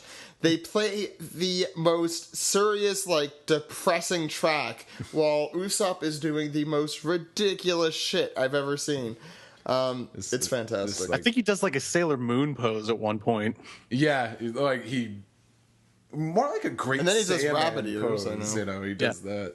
It's like he does like a ballerina, kind of puts his arms to his head and does bunny ears, and oh my god, it was ridiculous. I was laughing so hard. That's probably one of my favorite scenes in this mini arc here. Then we got Frankie on the roof again, and he introduces Steve the move. The ultimate move, the Frankie Centaur. Which, hey, you know what a centaur is. It's half human, half horse. You know, the upper body of a human on the body of a horse. Frankie's got it down, except it's completely backwards. Because all it is just the front half of his legs just move forward, so it's completely backwards. And of course, there's no point to this technique, and I don't think you ever see it points again. It out. He makes or maybe in use of filler, it, like in the rest of this arc, but then you never see it again. Yeah. We go to commercial break. We come back on the Rocket Man, and everyone is imitating Zoro and Luffy. It's like being a little kid, except everyone is an adult. I like when Chimney and just all of them, they imitate falling down. Like, whoa. And then Zoro tells him to shut the hell up. Paulie and Zoro are kind of both like, these fucking idiots. And Zoro pretty much should have said it here. See, you acting just like me. That's why that's how you know you'll never join this crew. Frankie's a shoe-in now. You could just go home. And so they all try. Wow, that's like a joke from 2005. Meanwhile, in the detached train car, the Rocket Man is heading straight toward them. They have no brakes, so they can't really do anything about it. They're going to run straight into it, so Luffy decides to fly over and investigate who's there. Unfortunately, when he lands, he has a door in him. And he gets stuck in between the two cars. But he continues just to survey the area with the door in him. So this time getting stuck in something. Well, technically, he's in the door. Yeah. The door's not at him. That's true. This was anime only, I think. I don't think this did not happen. The survey? Yeah, him checking out the car. I think this did. I don't have the manga. Didn't they detach the car in the manga? No, they detached the car, but I remember Luffy kind of... You've read this in the manga? No, but I'm assuming this happened. I don't recall Luffy like jumping over to the car and checking it out. I think it just immediately went. I like it though. It's a fun little scene. Yeah, I mean it's a good little film. The fact that we're arguing about it means it makes sense. I'm not arguing. I'm not arguing. I'm not raising my voice. No, but it does make sense to me that Luffy would want to go check it out. Maybe Sanji and Robin and possibly Usopp, which I love when he's calling out for them. Like he's like, yeah, Usopp too. I guess. Yeah, I guess if you're here. it makes sense to me that he it seems maybe smarter than Luffy usually exhibits, like to go check out what's going on, make sure that his crewmates aren't here, and then okay, nobody important's here, Zoro, get rid of it. So yeah, when they realized that, Zoro, it was really cool how the anime actually did this. It goes all black and white, and he does the 2-sword style sword draw Rashomon, cuts the whole thing in two, and you see the passengers on either side of the train just like, oh shit. Yeah. That's how I. Thankfully, no one was in the middle. Yeah. It almost looks like a middle school dance with the boys on one side and the girls on the other side, completely terrified. And after they get past that, they're like, wait a second, there's still something out there. There's still. We see a Sea King cut in half. Luffy is ready for dinner. He has his little, what do you call it? I don't know, fan thing, ready to cook that. You don't remember? Anyway. No. Yeah, I remember. Jose remembers. And so T-Bone's out there somewhere, and he's ready, and Zoro is getting ready for a real opponent. So what do you guys think of this episode? Funnier than a long... The funniest One Piece episode we've had in a long time. Like, we've been kind of serious for a while, but this is just really pulling out the stops with the jokes. I agree.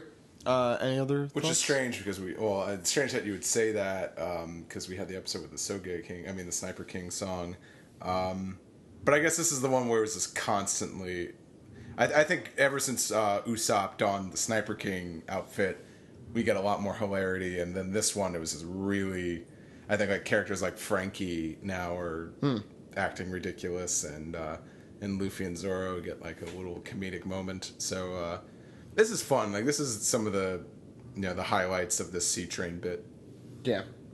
All right, let's get into the next segment, guys. Watch Space Dandy this Saturday. We're coming back. That's DNA. You know get the it, rest. Dandy. You know how it goes. Today's episode of the Toonami Faithful podcast is What? Hey, wasn't me this time. It was not me. Oh, right. I'm sorry. This is the One Piece podcast. Today's episode of the One Piece podcast is sponsored by Kolektakon.com/One Piece. Find all your One Piece Mega House merchandise. So what great Toonami merchandise can we find here this week? Calm down there, buddy. Whoa. Well, technically, I mean, Luffy's here, so you can probably... That kind of is Toonami. And Luffy will always be here. Yeah. There's a Z edition of Monkey D. Luffy, the one I'm looking at currently.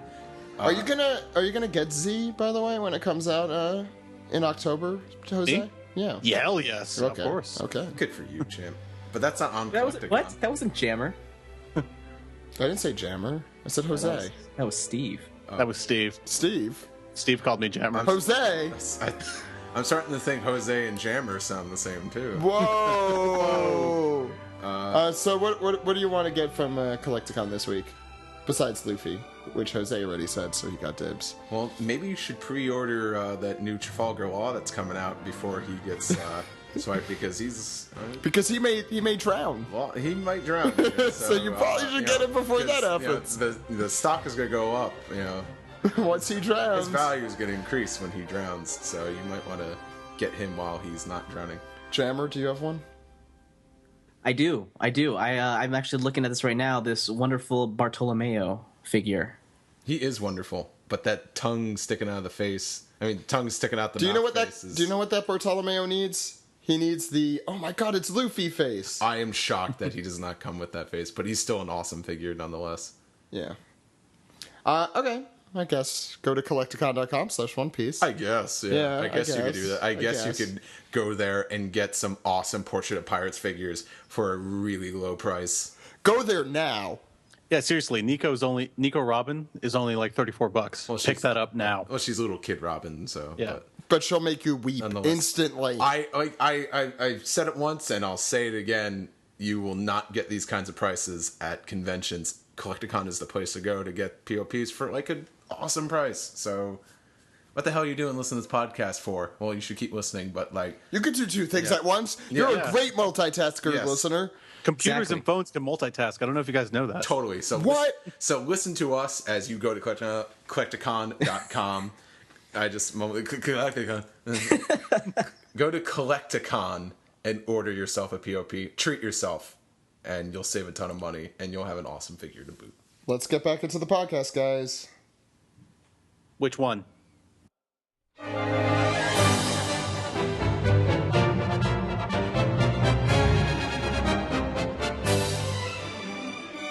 This is the anime recap for episode 651, Protect You to the End, Rebecca and the Toy Soldier. And we were talking, Steve, before we started about how much we really like this episode. Kind of ruined the ending to the segment, because now people know what we think about it, so they're not going to listen. No, they're not going to listen. But we should go through it and explain what we liked about it, or didn't like. Sure. So, Jammer's also here with us. Woo!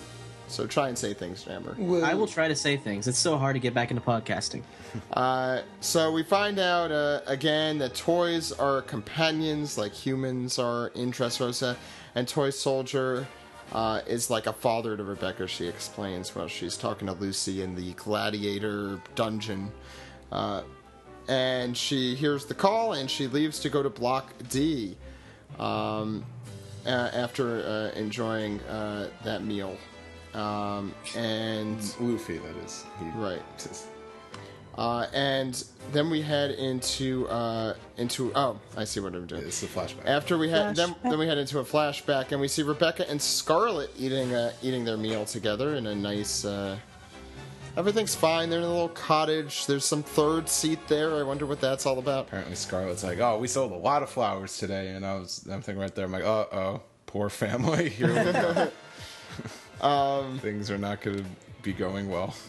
So then we see something is amiss. King Riku and his army is attacking a village for some reason. The palace is on fire, and a man, and then we see back to Scarlet and Scarlet and Rebecca. These names start getting confusing. Are running away from what's happening, and a man dies trying to protect her. And then we see the Toy Soldier come out. Shooting to try and protect them, and Diamante's there. Yeah, well, apparently Scarlet is of royalty. I think that's the first time that's revealed. Yeah. Here, But we knew Rebecca. Did we know Rebecca was at this point? I think that was a reveal. There was a reveal at the end of the episode. But yeah, then the Toy Soldier with a lot of rifles is firing away at these Don Quixote guys. A lot of these reveals are not like super hard. Were not super hard to figure out at the time, because that's why I'm confusing whether or not we knew them or not. Like he's just like, don't worry about it. They were easy to figure out. So, well, it's not a spoiler. They all get revealed at the end of this episode. True.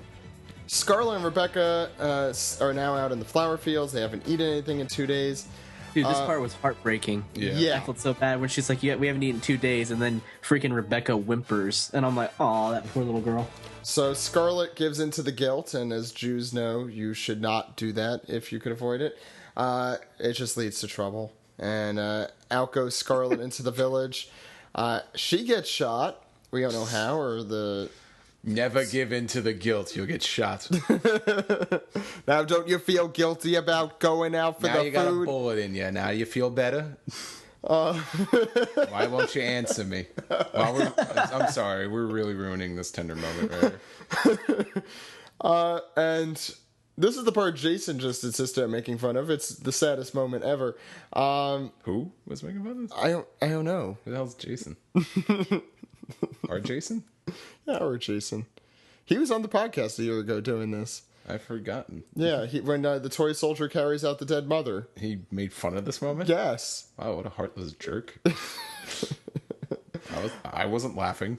No, it's a good moment, especially when you get. It's a sad scene because it's a little kid seeing their parent. I think they do a very good job here of conveying that. Just depressing, and she pulled a Lion King where she's like, "Wake up, wake up!" She was shaking the mom, and the mom wasn't picking up. And then Toy Soldier's like, "Rebecca, what have you done?" but I didn't mean it. Run away and never return. Well, that's actually exactly what happens next. No, it's not. She tries to run away, and he's like, "Wait, hold on." Yeah, it's the complete opposite. Well, no, then they eventually... And she turns down the food, too. Like, Soldier still had the food that... It's like, here, eat this raw meat. Yeah. No, I don't think it was raw. It looked raw. It looked cured. Next time, I'll cook the meat. No, Rebecca turns down that food, and she couldn't stomach eating what her mother gave her life for. But she gave her life for it. Yeah, I was like, wouldn't you want to eat? But then again, she's a I gave my life for this, and you don't even eat it? Yeah, I get myself killed, and you don't want to eat the food I brought for you? Are you ungrateful? Wow, we really are ruining this episode. Yeah, because I really enjoyed this episode. I want to do this review justice. Soldier explains that there's a new king now, and that all the old royalty are going to be killed. Even you have royal blood in you, as we discussed earlier. Soldier says he will protect Rebecca and always stand by her side until she finds happiness. Then she's out on her own. Then you're gone. When you turn 18, you're out. Yeah, when you turn 18 and you find your happiness, you're out. She's still 16, so that works. Yeah. Doflamingo, meanwhile, celebrated in the town. He claims that he will bring wealth to the country. There is some different music there. I think it's new music. I don't remember the track, but Doflamingo is more his younger, spikier hair. It's like a solemn track. I don't remember exactly what. Meanwhile, Soldier is working for money. He works hard for that money. So hard for it, honey. It's like, you work hard. I need the money. So you better... I like how that was a recurring bit. It's like, wow, yeah, that shark's trying to eat you. Oh, I need the money. That was a great bit. I thought that was great. Because, I think actual footage, just showing him actually work, I don't think was drawn in the manga. Definitely not the fishing scene. Maybe the shark might have been. I could be wrong. It's been a year. I guess I don't really remember that, but that scene got me. I thought that was great. Like, oh, that's a good reoccurring bit. So he also saves. Whoa! You just stepped in a huge pile of shit. I need the money. I need the money. He also saves Rebecca from a pack of wolves, and you hear the song. Mr. Soldier is a brave man. Oh, now I fell in love with the Seiyu because he has an awesome voice to sing this little song. Catchy little tune. So sad. That song. I absolutely eat it up when Soldier and Rebecca walk together holding hands. I think it's the cutest damn thing. Sad and cute. Yeah. It's funny, when I was actually watching that, I was thinking about, this is actually not at all what you were thinking, but I was thinking the way they're animating him, it's like that non-foot actually works as a leg. Like when he's walking, it just looks like he has a leg, but it's just not animated or something. Mm-hmm. Oh yeah, that's right. Because I talked a while ago about how are they going to animate him walking, and they've done a convincing job so far. It's like he has an invisible leg, like he's phantom limb. Yeah, just a phantom limb that actually works. Except for when they were hopping across the river, he actually hopped. Yeah, on that one. And she finally starts to warm up to him, even though he can't feel it. And it's that's sad too. He drops an Alphonse Elric line when he says like, "I wish I could feel that warmness." Oh, Al. You brought the wind down. Ow. They find out. I think that's new. What's new? Bob's Burger reference? Yeah!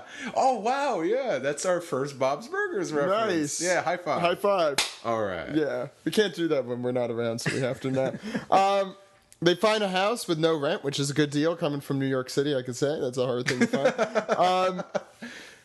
Then they goes like, "Oh, this is a shitty neighborhood. Most people left it, so you could live here." They find kids and toys that Rebecca could play with. This was really tender.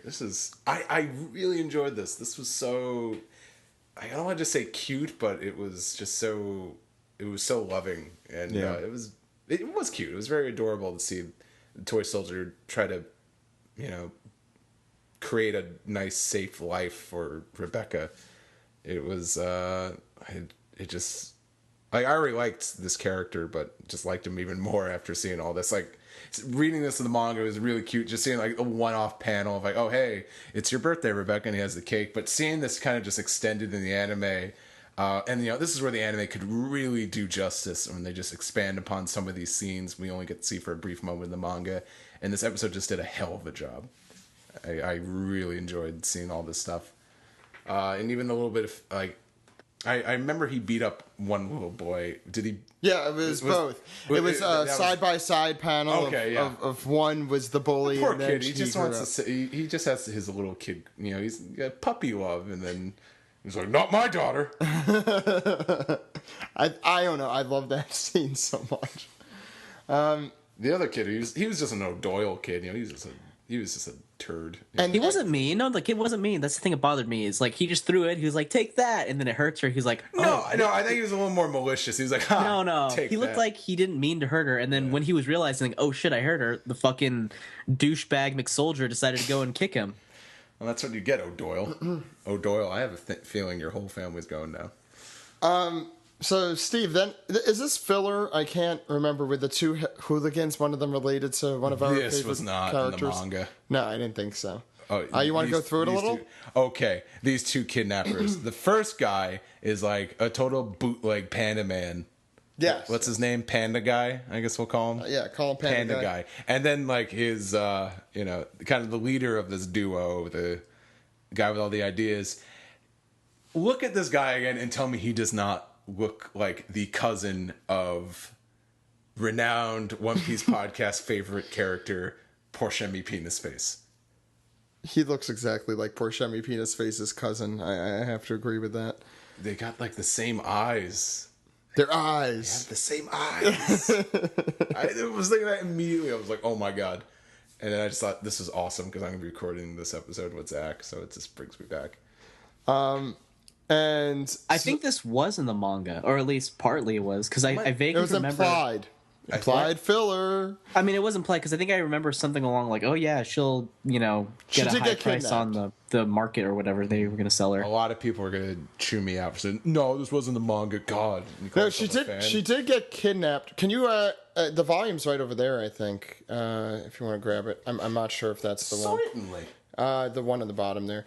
I think it was implied, but I'm not positive. I remember definitely the wanted poster came up. Apparently they're both wanted. I didn't know that. Oh, it's right before that. Yeah, no, this volume starts. Oh, it starts after, right at it. So. It actually is right over there. The magic of live podcast. And so Soldier teaches her how to fight after all that happened. And she's like, "Look, we're not playing here." He's like, "Yeah, it had to have been in the manga because then what was his motivation for teaching her to fight?" It's past that. Mm-hmm. Sorry, I'm just enjoying all this. No, so he's like, "We're not playing here. We got to fight." Oh my god, this is so adorable. It's past that. Yeah, both of the boys, even the love letter. That's in. The fishing is in with the shark on his head. We should check more them often. Trying out clothes because he's wearing the sunglasses. That was a great scene too. That was a great scene too. Yeah, I love that. That was so funny. Oh, that was in there with him like in the suit smoking the cigarette.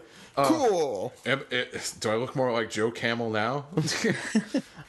Yes, you make it look so cool. I like you get the shark scene, and for those who notice, you do get the bandaged soldier after. But you do not get the Speedo. But you don't get the Speedo.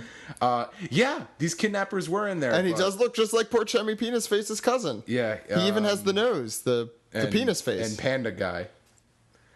Except it's kind of vague here. We don't know for sure how far they got. We don't see them on the boat or anything. But it's a good thing you had this volume in Japanese, so I could correct myself before someone else corrects me. Is this one out in English yet? No, right? No. I also love... Soldier's gimmick of how, say if he looks hurt and Rebecca gets concerned and he'll be like, "Whoa!" He has the Seiyu, the voice is very good. I love the Soldier when I read the manga. I love him even more now in the manga. He's awesome. When the hell is that little figure of him coming out? I want it. Yeah. You know what? I do too. I want a bigger figure. Awesome. I actually do want that. That'd be like the best figure. Yeah, it's a tiny. It's coming out. Tiny little one is coming out. Yeah. Probably at Kolektakon. I don't know. I don't know. It's not Madhouse stuff. I think a POP's coming out soon though. Really? I think we've reported on it. Yeah. I'd buy it. I would too. I kind of am hoping for like a real size one. That would be cool because that's doable.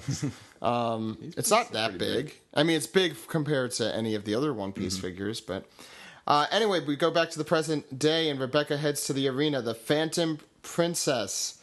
Everyone boos her, and Luffy does not like it. But we find out they are booing her because her grandfather was the former king of the country. People don't like him. Are you saying boo or Rebuka?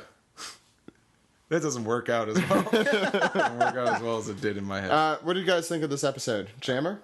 I really liked it. For me, especially around the flowers, I really appreciated the colors that they use. Even though the animation, I've never been a huge fan of the animation a lot of times in, I guess, the second half of the series. The color scheme that they use, because it's a lot different from what it used to be, I do like a lot more. And the whole backstory, the way they played it out, like Steve said, how the anime sort of stretched everything out, was done as it needs to be. Unfortunately, the anime stretches out usually more than it needs to, but this was a good job. I like this episode. Yeah. Mm-hmm. Steve? I think you already know how I feel. This is a great little story. It's very cute. It's very sad. It's very heartwarming. And it was done justice. I don't think the animation was anything special in this episode, but just nothing really wonky. Everything was just handled really well, and great performances by the seiyus. I don't think I gave enough credit to Rebecca's either. The young Rebecca. Yeah, is it the same voice? I don't think that's the same. I couldn't really tell. Well, I could check for you. But fantastic. My hunch is no, it's not the same, because she sounded too little girl-ish compared to the other one. Yeah. Hell of a job from both of them. It was really heartwarming. I think it was very cute. It's nice to get away from some of the action, and all, like, in a lot of the dark stuff right now, and have like a nice little heartwarming tale right before it all goes to hell. But yeah, it was great. Loved it. Okay, why don't we go into the next segment, guys? Yes, Steve. Yeah, why not?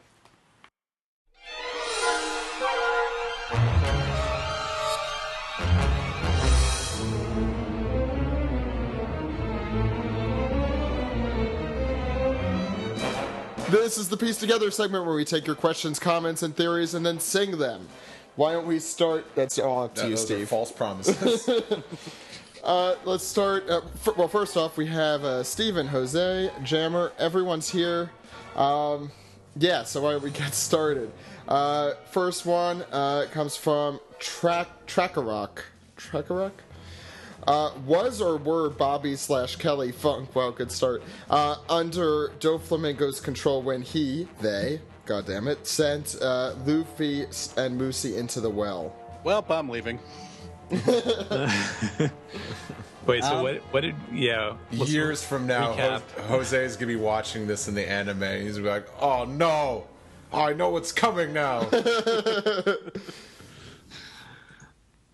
Is anyone gonna answer? Or I think that was the answer. I don't think so much they're under control. I think they're just douchebags. They're just motivated by money. Yeah. They also ask. He also asked, "Do you think the confined space favors Luffy or Doflamingo for what's about to happen?"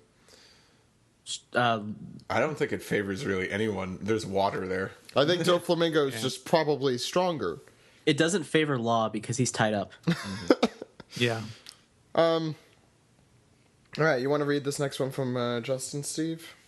This one from Justin. Justin K. Brown asks, what do you think will be announced at Anime Expo this week? I expect Films at cast announcement, and maybe the eventual release of the older movies. Well, we'll just have to find out. Jose, what do you think? I'm hoping for OPP Japan's release date, but that's not going to happen. Okay. That's just my personal wish. Actually, maybe the old movies. I could see maybe finally Funimation bringing out Hosoda's movie. Well, when Josh was on last time, he said they were interested in doing it. I want the movies to come out, of course. I don't want to happen what happened with was it Australia with just subtitle releases. That's I want the UK. Yeah, the UK, yeah. But the only thing is, I'm worried about movie releases because I think the release of Film Z has already kind of halted production on season 6 a little bit. I'd rather get more of the episodes out, and some of those early movies are pretty short. They could knock those out pretty quick. Right now, I'm taking more priority with the seasons. We've been deprived of those for a while. I want to see those return more so than the movies. The movies will always be there. I could see, like, as a business strategy, maybe, since we haven't heard anything about the next, movie to come out of Japan. Obviously, they're going to make more movies, One Piece movies. But if it's like a 2-year gap or something, maybe it's like, okay, well, maybe we'll just to have another sort of release event, something to release that is theatrical. Maybe put out Hosoda's movie just to fill the gap before the next newest movie, something like that, maybe. My name is Asak Schrader, said, when the Dressrosa arc is concluded and Doflamingo is taken down, do you think that the world government will place the blame on the Straw Hats or revolutionaries, much like when Crocodile was taken down by the government and hid the truth and let Smoker take the credit? So who do you think will get the credit for this one, considering Doflamingo is an even more influential spot than Crocodile? It has to be the Straw Hats and all his allies. Yeah. Because, that seems the best way to progress everything.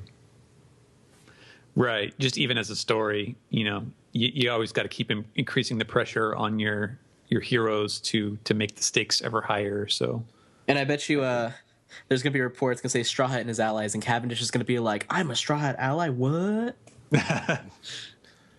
I'm just trying to remember what Hank said in Breaking Bad. My name is he's Schrader. You can go funk yourself. Oh, man. I walked right into that one. Oh, man. Oh, aren't you so happy I'm here to come up with your episode title tonight, Zach? The next question, I'm sorry. Steve. I was thinking about Breaking Bad so much. All right. Zeta42 states... it's a lot. The New World is the sea of the strongest, and Straw Hats still have a long way to go before they reach the end and find One Piece. The second half of their journey sounds like a nice opportunity to explore the gap in power between them and the strongest foes like admirals and the Yonkos, the emperors. With that in mind, what do you guys think about Sabo clashing with Fujitora? Are Sabo's monstrous strength and mastery of hockey enough to come out victorious? Are we underestimating admirals? And they are actually way too much higher up in the food chain for Dragon's right-hand man to get cocky? How do you expect their fight to end? I can't see Fujitora getting a draw. Yeah, it's going to be a draw because I think Fujitora really needs to get put over as, incredibly strong. He is an admiral. I think it's the same thing with like Smoker and Ace and Alabasta. Yeah, definitely. It's very synonymous here. Mm-hmm. Yeah. It's, I mean, we've had a lot of big parallel now. We've had a lot of Alabasta parallels. Why not there? Mm-hmm. Yeah.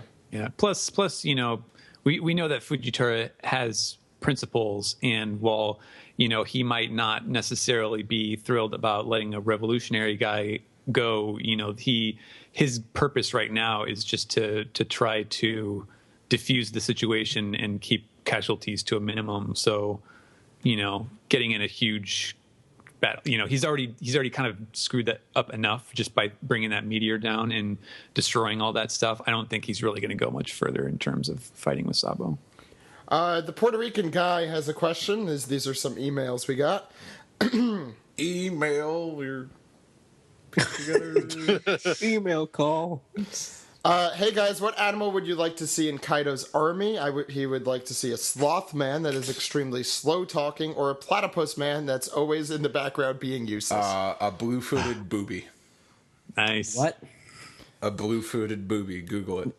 Okay, I heard it. I wasn't sure what that was. I don't know. Jose, this is easy to answer. Just what animal? Yeah. I'm afraid to type in booby into Google and try to find this thing. Yeah. You're afraid to type in booby? Yeah, I might get Space Dandy results. What were you thinking? Yeah, because no one wants that on their dashboard. Like, oh my god, DNA. What? It's not what it seems. Actually, animals. Actually, I would like another animal in the Straw Hats. And I was thinking of maybe something aquatic, something that like a fish or something, like not exactly a fish man, but like another type of like fish that ate a devil fruit. And what's wrong with the fish man? What's wrong with the fish man? I don't know. What you got against fishmen? Well, we're gonna get into things that actually happen. You people. No. What do you mean, you people? What do you mean, you people? I mean, we talked about. You were talking about before, Jose. You said you want a fish that maybe ate a devil fruit. Would that fish be able to swim? Oh yeah, that would be an interesting conundrum for that fish. We used to say how Colleen just like predicted things, but I'm figuring out that One Piece is just so huge that you're bound to say what happens because it's One gonna Piece is happen. like The Simpsons; they've done everything. Yeah, exactly. Steve, Simpsons did it. Yeah, I was thinking more of just other funny animals because I'm gonna pick funny animals because big old red ass baboon. like from what's the name of Lion King. No, there was a Cartoon Network show with the. I Am Weasel and IR Baboon. Yeah, IR Baboon. Okay, can I tell a kind of relevant story? No. Well, hurry up. I was actually going through the logo source in the Turner Banks, and they still actually have the I Am Weasel logos and like very high quality. I'm like, what the fuck are these doing here? You could bring it back, Jose. I can bring it back, yeah. Because hell, everyone on Tumblr is always like, they should bring it back. To I Am Weasel? Fucking no one realizes they could just watch it again, you stupid shits. The Cow and Chicken spinoff? I'm going on a tirade right here. Any other funny animals? Steve, can you read this next question and we're going to just stop? Animals. I'm cutting it off. I want to see hippopotamus because they're the most dangerous. We haven't seen a hippopotamus? They're dangerous. No. Lola. She's a hippopotamus. No, she was a warthog. Zombie. She was a warthog. Oh, it was a warthog. You're right. Sorry, my bad. They call her Mrs. Pig. No one calls her Mrs. Pig. That's the whole point. Yeah. So we go to our emails. We got one from Noah Silva. We've been in the email, Steve. Oh, yeah, that's right. So we go into the emails again. I saved it. Hey guys, what are your thoughts on Kelly Funk tricking his that would just make me feel dumber. I'm like, wow, I really didn't catch that. What are your thoughts on a part of the story where the guy whose only job is to fix buildings, the Japanese guy that was voiced by Sabo, I always forget his name. Do you remember? Minatomo? Yes. Okay. He becomes infuriated with the Straw Hats because of the millions of dollars worth of property. That's berries. That's berries. Millions of berries. Billions of berries. Billions of berries. Worth of property damage they cause each time they get into a fight. Also, please bring back Nerds in Cars Getting Frosties. Too funny. I think the official title is 20 minutes. 20 minutes of bullshit. Yeah. But thank you. Thank you for giving us more crazy ideas. Yeah. What Minamoto, is that his name, Steven? Minatomo. Yeah, it sounds like we got a winner here. Shouldn't he be happy by all the property damage? Isn't he getting paid? That is true. He gets a lot of work. Okay, you're acting like nobody complains about the work they have to do. That's a really good point from But if you get billions worth of berries for it, you don't know. Maybe he's getting paid. Maybe he enjoys his job though. There's like carpenters who if he's gonna really complain, have you seen a picture of him? He does not look like he enjoys his job at all. But if he's going to complain so much, why doesn't he just retire? I can tell you that at my high school, the janitor loved it when kids took all the ketchup packets and just threw them in the bathroom. Well, but look, if billions of dollars of damage have been caused, he's probably going to get paid. Sorry, berries. If he gets billions of berries, can't he just hire other people? He'll be rich by that point. I don't know. You got to factor in taxes. Wait, do you think at the end of the series he's gonna have like this huge carpenter manufacturing company like Minatomo, like his own like carpenting firm? And I could do if he's making that much money, hell's yeah. It's kind of like how Wapple came around and became like a millionaire. Luffy, creator of jobs. Look, Steve, we've talked about a lot of. He can run for He's office. In the 1%. Steve, we've talked about a lot of spin-offs you were going to make. Who said that? That's me. I think this spin-off needs to happen. Yeah, you could sew Mark and Anderson behind just a grumpy old man. The teenage girls will love it. They'll ship it. They'll commission it.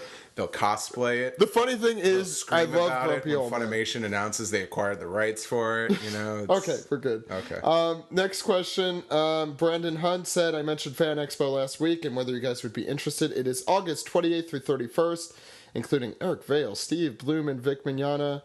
I'm sure financially it would depend if you got some donations, of course. Where is this Fan Expo? I don't think I'm going to have time with work is the problem. I have more work than I I'm too busy being terrible. I don't know. That's a tough time. He does have a One Piece question though. Maybe we should. Oh, you want to read it, Steve? I'm curious on what anyone thinks has been the most painful attack in the One Piece series thus far. Not necessarily the strongest or most destructive attack, but painful on the receiving end. I think we all know the answer to this one. Hold on. I'm not finished. This would be affected by the difference in power between the two characters. My choices would probably be the Bellamy punch or maybe the crocodile hook through the stomach. Well, obviously my choice is going to be Akainu killing Ace. I think Steve wins that round. That one hurt the most, but Jammer, you had an answer, right?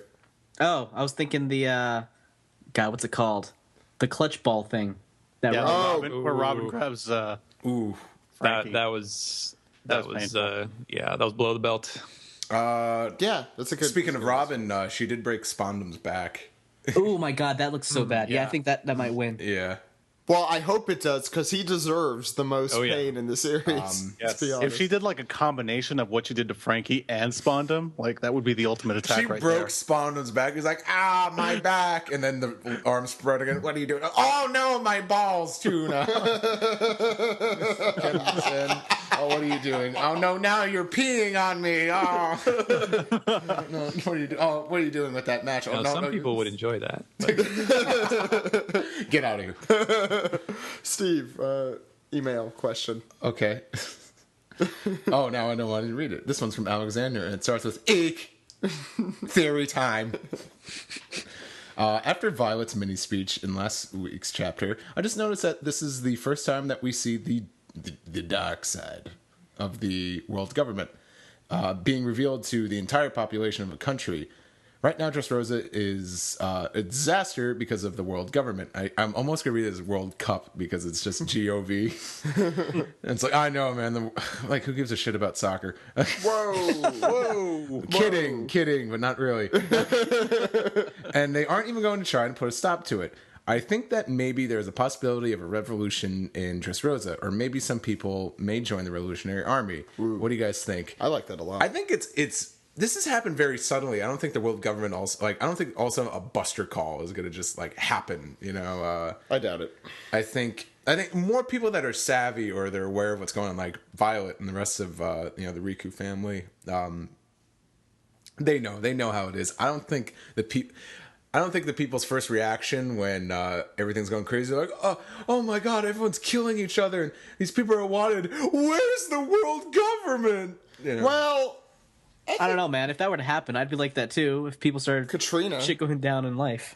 Yeah, where's the government? Yeah, where's the government? But I think we're talking about this has been going on. If we try to talk in the timeline, an hour? No, a day or two? No, a day. This has not been going on for multiple That's days. A good point. If it was an hour, I wouldn't be like, where's the government? Well, that's how I interpret it right now. I think they've turned their backs on us. Well, once Pika came out, I think then I'd be like, where the fuck is the government? I don't think more than a few hours have passed. Well, maybe a few hours is when I started. All right, government. All right, Obama. Well, since Dope Flamingo came out of the proverbial closet, it's only been an hour or two. I don't remember it coming out. I don't remember that either. What are you talking about? Proverbial. Well, what's the proverb? What's Psalms 24:16. I want to ask Stephen a question about that. I guess we were talking about. Fuck, what was it? We were talking about the Bible, apparently. Closet. Stephen, we were talking about coups last week and how the revolution. I think you were there for that. We were talking about how the revolutionaries were hinted at very early on in the series. Right. Do you see that kind of being the situation here? I think this is I think this is end. more like an Alabasta thing. This is basically like a very old and proud country. You know, it was part of the group of 20, if you will. And you know, in the case of Alabasta, the Nefertaris, you know, they didn't join the other, you know, world nobles in living in Marijoa in basically, you know, forming this kind of corrupt over government, but. You know, this is kind of the same thing. You know, there's an existing power structure in place that we know is virtuous in the Riku family.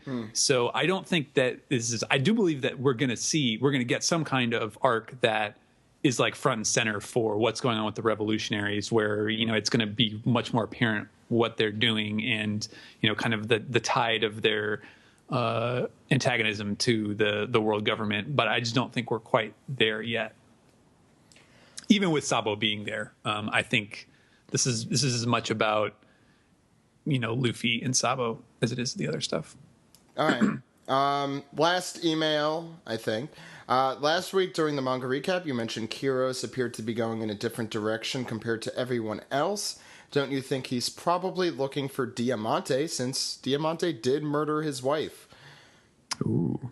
I like that. I like that one. Yeah, I like that theory. I originally just assumed he was going that direction because he couldn't get around like all those people. But yeah, maybe he's going all Harrison Ford on. It's like, you know, he's My wife. you killed my wife. My family. My family. You killed my wife. He's only got one leg, so he can only turn in one direction. So he has to go the long way around. Okay, so Steve, since you're here with me, I think it's only appropriate that you introduce this next segment. Oh, do I have an interesting twist this week? I don't think I do. I'm thinking here. No, I'm not. Peace the tweet. Yeah. I hope that The headphones were too loud. Then you're too old. That's true. He's like the youngest one here. I know. I was about to say. Mikey, yeah, I'm the tallest too, so I could talk shit about you guys about multiple things. Oh, you're so old and you're so short too. You gave me a freaking position on this podcast, and what a nerd you are. Yeah, well. This is off to a great start. Yeah, this. I'm just giving him a really serious look. Zach is gonna throw me out the window. If I weren't half your height, I probably would. I'll help you out. I'll give you. Thank you. Thank you for that. Thank you, Steve. It's only fair. I'm being an asshole. No, it's okay. I mean, yes, but Dark Leviathan asks, I think Bellamy is going to get Luffy out of this pinch. Also, another string clone? Hey, someone else had that theory.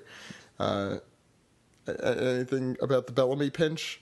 I heard you guys talking about it last week, and you guys mentioned how you don't think he's really going to do much else. I disagree. I don't like. No, actually, what I was saying last week, like he's going to be like the Vegeta in the Cell Games fight, where he's going to shoot that little energy blast and be like, "Oh, what?" And then that's going to help out. Yeah, you did say that. I forgot. He's gonna help. It's not gonna be in the biggest way. Like Bellamy's not. He's gonna be like Yajirobe. Yeah, exactly. Bellamy. Well, except he's not cowardly, but Bellamy is not gonna have a badass moment where he takes down Doflamingo. Like, yeah, way to go, Bellamy. It's more like he's gonna try really hard, fail, but he's gonna find something that Doflamingo will be like, what? You know, it's like, oh, I wasn't expecting that. Because I describe things with audio clips instead of words. Steve? This next piece of tweet comes from Eric Morales. He says, if you could have any animal from One Piece be real, which would it be and why? Moosey! Dinosaurs. That's a very good point. Do people really want dinosaurs in No, life? I don't. Fuck yeah. What about the... I think Jose speaks for me. Jose speaks for me. Then you can say we have a T-Rex. Yeah. We have a Kung Fu Train to, Dugongs. we can train him to like bounce on a ball. I don't want Kung Fu Dugongs because I don't want to get my ass kicked by Kung Fu Dugong. And Oh, but getting eaten by a dinosaur, that's fine. yeah, They will be on their own little island. and then we can that's go like visit them in the no, theme but my problem is I don't want to get my ass kicked by Kung Fu Dugongs. But also, if I win, then they're gonna like follow me around forever. But then again, I'm lonely, so I could use like a bunch of I could use a little entourage of little sea otter things with turtle shells that think I'm the greatest. I think dogs and horses would be cool. Dachshund. Next question. This one comes from William. And William, our news chief, you can follow him at ghennequin on Twitter. In chapter 750, Luffy and his motley crew at the moment had to climb up a wall to continue. The question here is, how did Cavendish manage that with his horse? He's asking because in chapter 751, Cabbage, ahead of Cabbage, is seen with his horse prancing around in the background of a panel. Minatomo built a bridge. Maybe they're jumping on the sides of the buildings on the side of the wall. I don't know. That's There good could enough be for me. stairs on the other side. Jose, you have no idea what we're talking about. You're right. I don't. What's the name of Cavendish's white horse? White horse. White horse. It's like Ferrule or something like that. Oh, is it I named? can't remember. It was only mentioned once. Like, oh, look, for roll. Stairs. How convenient. The stairs are like the Funk Brothers for Cavendish. Hi, we're the stairs. Remember us? You could walk on us. Wow, thanks. This next one comes from Danny Newman. He asked, do you think we will ever see what happened to the crew during the time skip? Very interested in Robin meeting Dragon. This is a very interesting question because I think back at ASEN, someone was asking me about Robin and Dragon. And it's like, oh, hey, what's going on with that? Like, did she meet Dragon? I said, yeah, of course she met Dragon. It's like, oh, how come we didn't see it? And I think my response that was, like, or I think like they were asking like, oh, it's like, doesn't she know like a ton of stuff? I'm like, yeah, of course she does, but it's not important right now. And Robin does not, give information out ever. Yeah. And I think I said, like, how stupid would that be if the Straw Hats reunite, after 2 years, and then we get like a volume 2 worth of, hey, so this is what I've been doing. Yeah, she does all that. She probably knows a lot more than we think she knows, but we'll get to that when we get to it. When it's gonna happen. When it's important to the plot. I could see like if this arc ends and it's not like we got to make a quick get out of Dodge sort of But thing. it probably will. Yeah, it probably will. But if there is some kind of downtime with the Straw Hats and Sabo, then maybe when she sees Sabo, because you have to assume they would recognize each other. So maybe something like that. Illusion Devil Fruit asks, when Bleach and Naruto end, do you think it will increase One Piece's popularity or the amount of fans? I don't know. I'm assuming he's talking about here in the U.S. Because it would be much easier to say yes in the U.S. In Japan, no. I feel like difference. the people that are big Naruto and Bleach fans, but not One Piece fans, like as soon as those series will end, they'll be like, oh, there's nothing good anymore. Oh, I'm done. Yeah. I think in the United States, I think we'll probably see a slight uptick in One Piece because Bleach is about to end the anime on Toonami in a few months, right? In October. And Naruto in the manga is clearly is in its climax at the moment.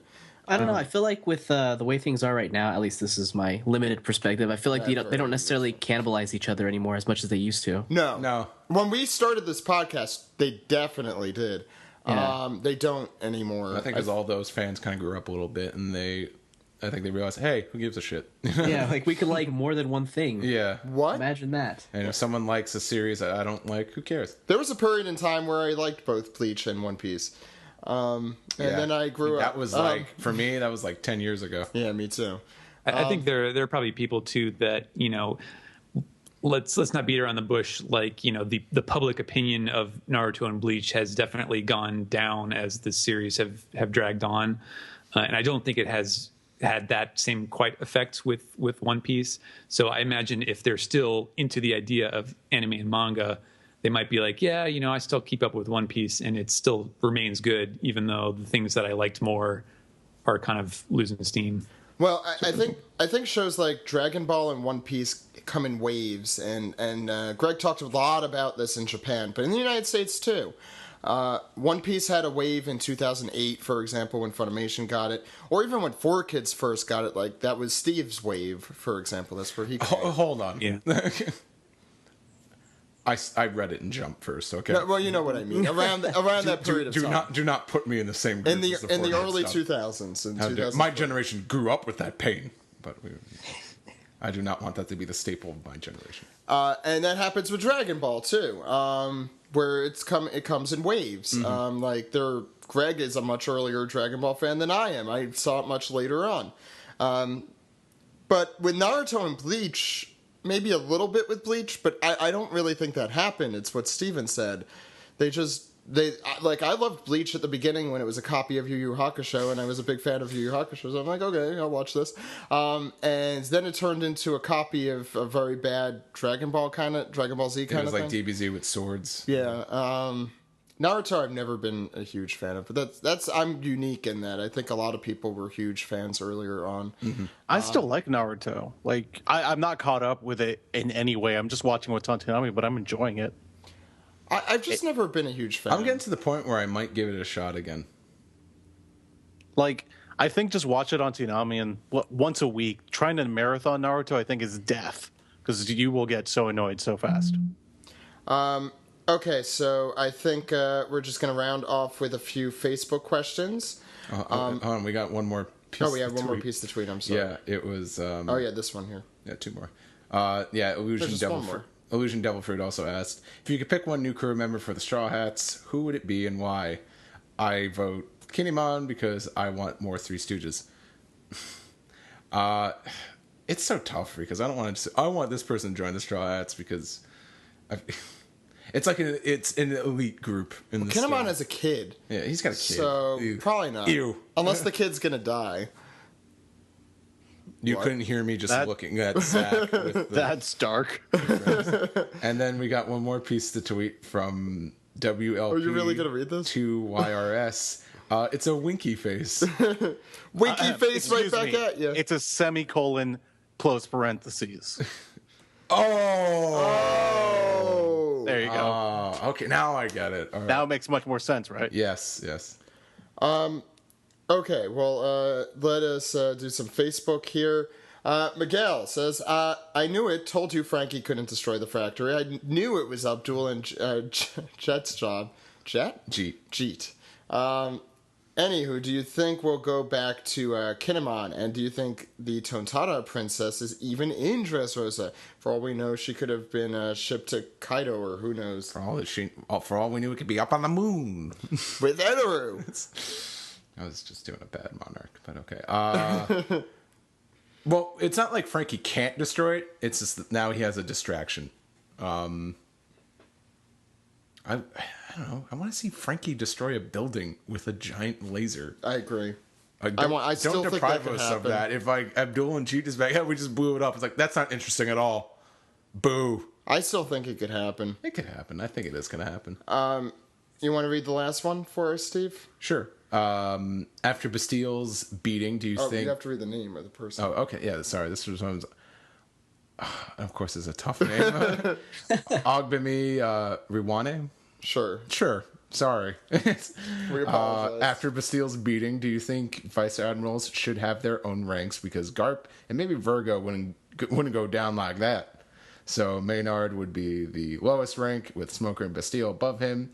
Then Virgo and Garp, the top tier Vice Admirals. I don't think they're right. I think you're just you're underplaying just how strong Sabo is. Yeah, also true. Yeah, I don't think there's like a way to. It's difficult in One Piece because just because someone beats someone does not necessarily make them stronger. Like Luffy beating Eneru. The only time where we really have a strength contest is Smoker versus Virgo, because we actually had that fight and Smoker actually lost that fight. Mm-hmm. Right. But a lot of One Piece characters are like Pokemon. Well, the other thing is, just because you are a position, except for Admiral, but every other position does not necessarily make you stronger. It just means that you managed to work your way up. It's just like just Suru because in the Marines, she's highly ranked and she's just an old lady. Well, she's kind of strong though. She's a strategist. I'm done. Strategery. No, but it's the same thing with wanted posters. Just because you're worth $800 million, Barry, for example. We keep doing that. Does not necessarily make you strong. Like Robin, as a 5-year-old, had a huge bounty, and she wasn't necessarily that powerful. She was a little kid. Buggy, is a warlord, and we all know he's a jackass. So, wow, you just spoiled that for everyone here. How could you do that? Sorry, Anyway, Jose. Let's round off the Who's podcast, Buggy? guys. Oh, joking. Okay. Okay. Okay. Okay. Let's Have you round said- off. Stop recording. Oh, Round off the when? podcast. Should I stop it now? Round Stop it off now. the podcast. So we're closing now? Yeah. No, it wasn't Jim. You could stop now.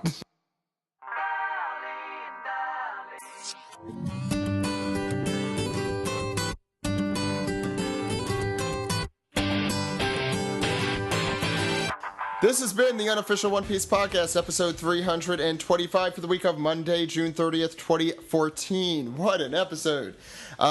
We had a manga recap. We had our Manga UK contest, for those who haven't checked it out. You could email or tweet us, Manga UK Contest. Really? Already, Jammer? I'm sorry, I'm just thinking the whole thing over again. Well, that's because the segment was earlier in the show, Jammer, and now we are rounding off the show.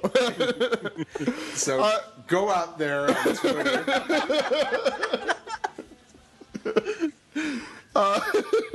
All you have to do is send us your haiku, and if you I can't breathe. We can't end the show this way. No, the mic is definitely going to pick up my high-pitched gasping for air that... oh my god. I love my job. Okay. Are we salvaging this? Yes. Okay. Yeah, yes, continue. So yeah, all you have to do is send your 575, your haiku to us. 575. I like that phrasing. I like that. It sounds...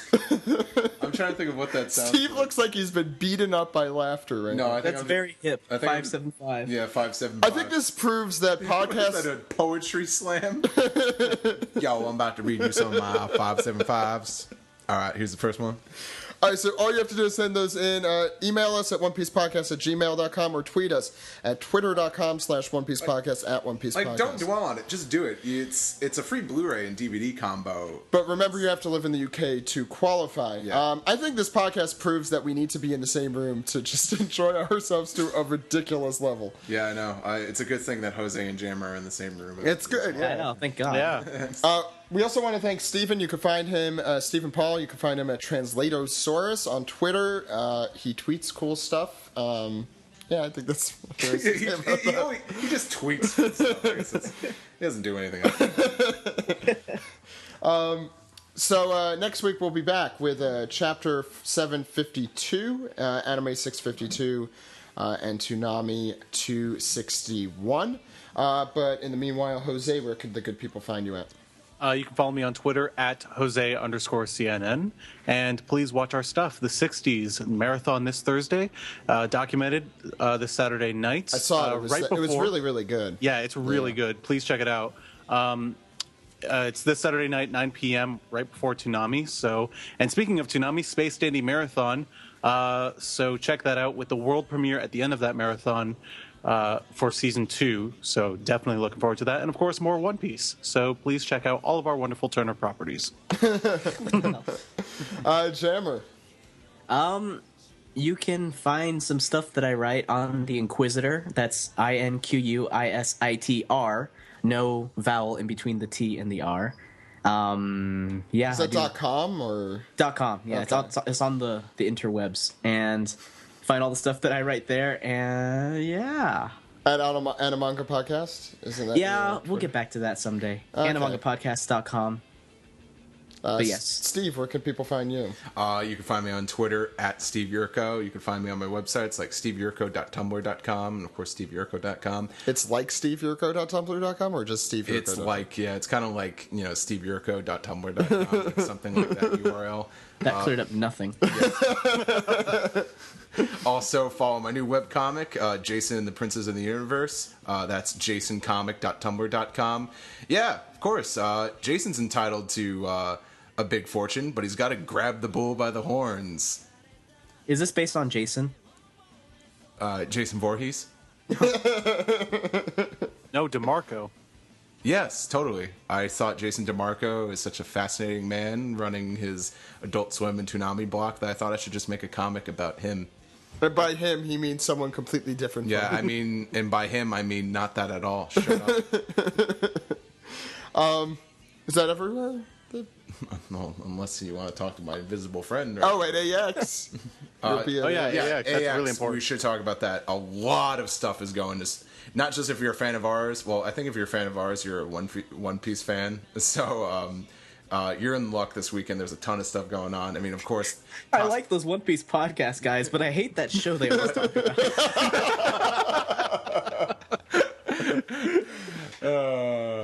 There are probably a few of those. Well, there's some cosplay meetups going on at Anime Expo. Of course, there's the Shonen Jump official One Piece panel. Well, let me go through the times and places very quickly. Sure. 2 p.m. Between the Staples Center and the event hall, I believe. On Friday, July 4th, is the cosplay meetup. At 4 p.m. in LP1 is the Shonen Jump Presents One Piece. Guests include Sasaki Hisashi, that is the rights manager and formerly, I think, Oda's boss, right? I wouldn't know. You met him.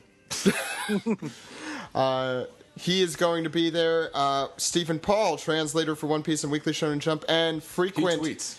He tweets. And frequent contributor to the One Piece podcast. He will be there. Josh Kosharek, brand manager for One Piece from Funimation. He will be there. Alexi Kirsch, the editor for One Piece in Weekly Shonen Jump, the English version. He will be there as well. And there will be many others, I am sure. As he said, Bandai, as Steven said earlier, Bandai Namco is going to have some representatives there. And I'm sure Steve and Dennis and Dominic will be in the audience somewhere. Mm-hmm. So make sure to say hello to them and bother the hell out of them. Yeah, and then say hello to us again when you come to our panel at 7:30 p.m. Mm-hmm. July 4th in LP4. And get your double dose of One Piece panels. And also, very importantly, make sure to check out the One Piece Podcast Goes to Japan California premiere. California cut at 9:45 a.m. in Videos 3 on Saturday, July 5th. And be sure to check me out at table K28 in the Artist Alley. I'll be there when I'm not doing One Piece stuff. I just realized, including Anime Expo, I think we'll have premiered One Piece Goes to Japan, One Piece Podcast Goes to Japan, in almost every time zone. Well, we still have Mountain. Oh, shit, yeah. I forgot one. Yeah. And so did the rest of the country. Oh. Sorry, Mountain Time Zone listeners. All Denver's 17 awesome. Of you. Oh, yeah, Denver is in Mountain. Oh, right. Yeah. Fuck. That's a real All right, city. I take it back. And so is Phoenix Mountain? No. Okay, well, this could turn Come into... on, don't be stupid. I don't know. I'm not a Westerner. We did Central Time? Central Time is, Toronto. Oh. Yeah, we did. Yep. We did Central. Okay, so I think that concludes that. You can follow me at twitter.com/Zach_Logan. So, Steve, how could the good people out there contact us? Well, you could go to our website. That's onepiecepodcast.com. Follow us on all social media. Facebook.com/OnePiecePodcast. Twitter.com/OnePiecePodcast. YouTube.com/OnePiecePodcast. Tumblr at onepiecepodcast.tumblr.com. We're on Stitcher Radio. We're on SoundCloud now. SoundCloud.com/OnePiecePodcast. Check us out on there.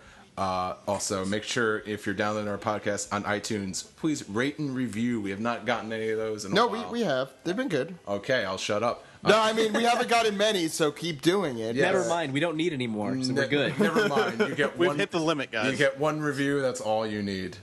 And then, of course, you could always call us at our phone number. Zach.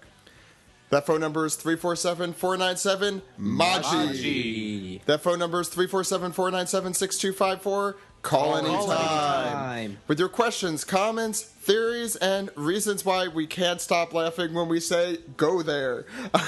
Go out. Go out. You said a fucking go there is a CNN slogan. All right, then. Okay. That actually is. I'm sorry that I'm pimping your network. I know. I just realized that. Don't go there, Zach.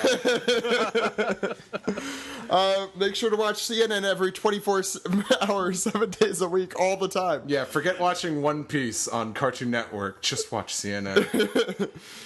Thanks, guys. Oh my God, they're talking about the airline. Sorry. Oh my God, we're still talking about that damn thing, aren't we? Are you? I guess. I don't know.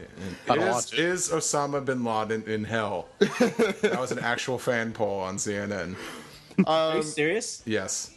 That's Was awesome. it a fan poll or was it like? No, it was a real. It was They were Wolf polling Blitzer. the had audience, the Wolf poll. Blitzer. This was like 7 years ago, or whenever. Oh, okay. Osama bin I Laden think it was around the got time when Osama bin Laden got killed. I think that was like. Was that That 5 was not years ago? 7 years ago. Yeah, I know. Yeah, and why have we not ended this? That's a good question. Why, like, we could end it like, hey, One Piece, follow your dreams, be king of the pirates, and we're just talking about like the leader of a terrorist organization getting, getting killed by U.S. troops. Why are we doing this? Why? Follow your dreams. Follow your dreams. Shining, running for. Best friend. Next week we're gonna. Steve is gonna be at AX, so you will not be with us. I don't think I'm gonna have a co-host next week, am I? Yeah, well, I definitely won't be here next week because I'll be. That's because I would have changed the locks. Yeah. And I'll be getting out there to California. Oh, right, that too. Mm-hmm. So I guess for now, for the One Piece podcast, my name is Zach. Hey, my name is Steve. We'll see you next week, everyone. Goodbye. Bye. This episode just got really funked up halfway through. Look, I think it was you who really fucked it up. Fubar. Funked up beyond All recognition. All candy bars. all candy bars. That's a candy bar? Fubar is a candy bar? It is now. Have any of you guys watched the YouTube video Chaw? ぬくもりつきの羽をあげようシュールなだってほしい心から歌うのさ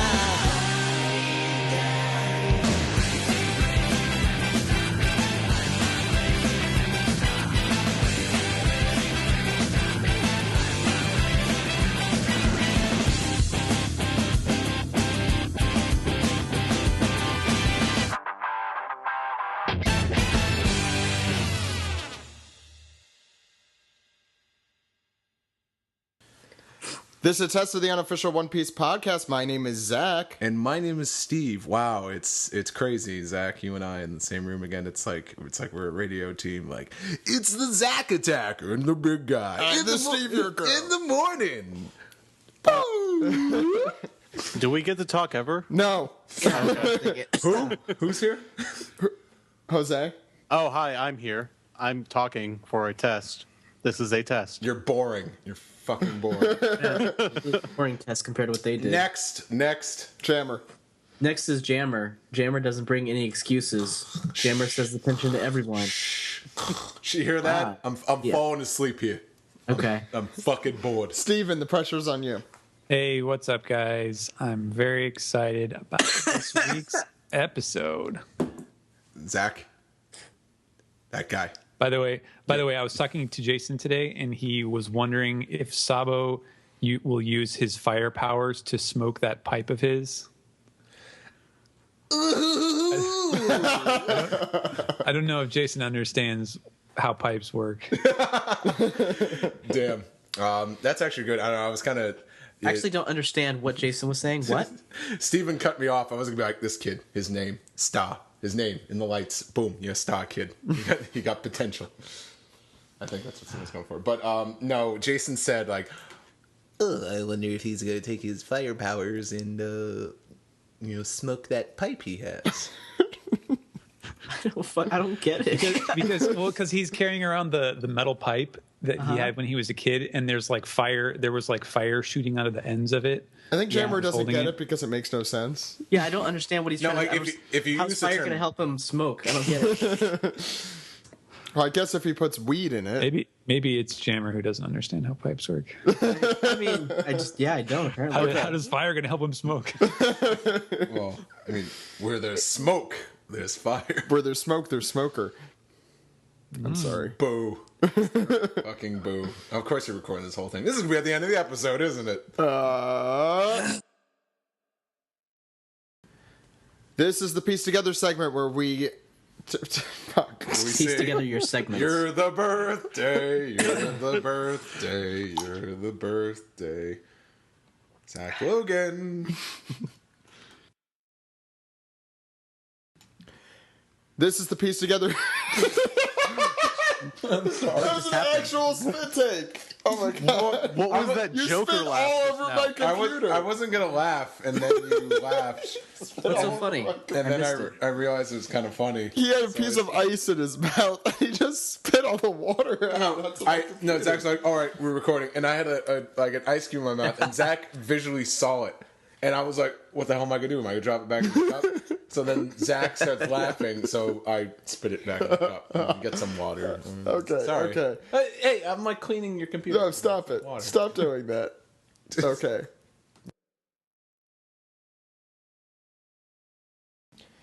Today's episode of the Toonami Faithful... What? Was that real? What? Oh, No, man. I meant the One Piece podcast. Funked up. Wait. Was that real? No, that That is wasn't real. real. What are you talking about? That is real. You did that. You funked up. That is a shoot, my friend. No, so today's episode of the One Piece... Bullshit. You're not fucking recording that.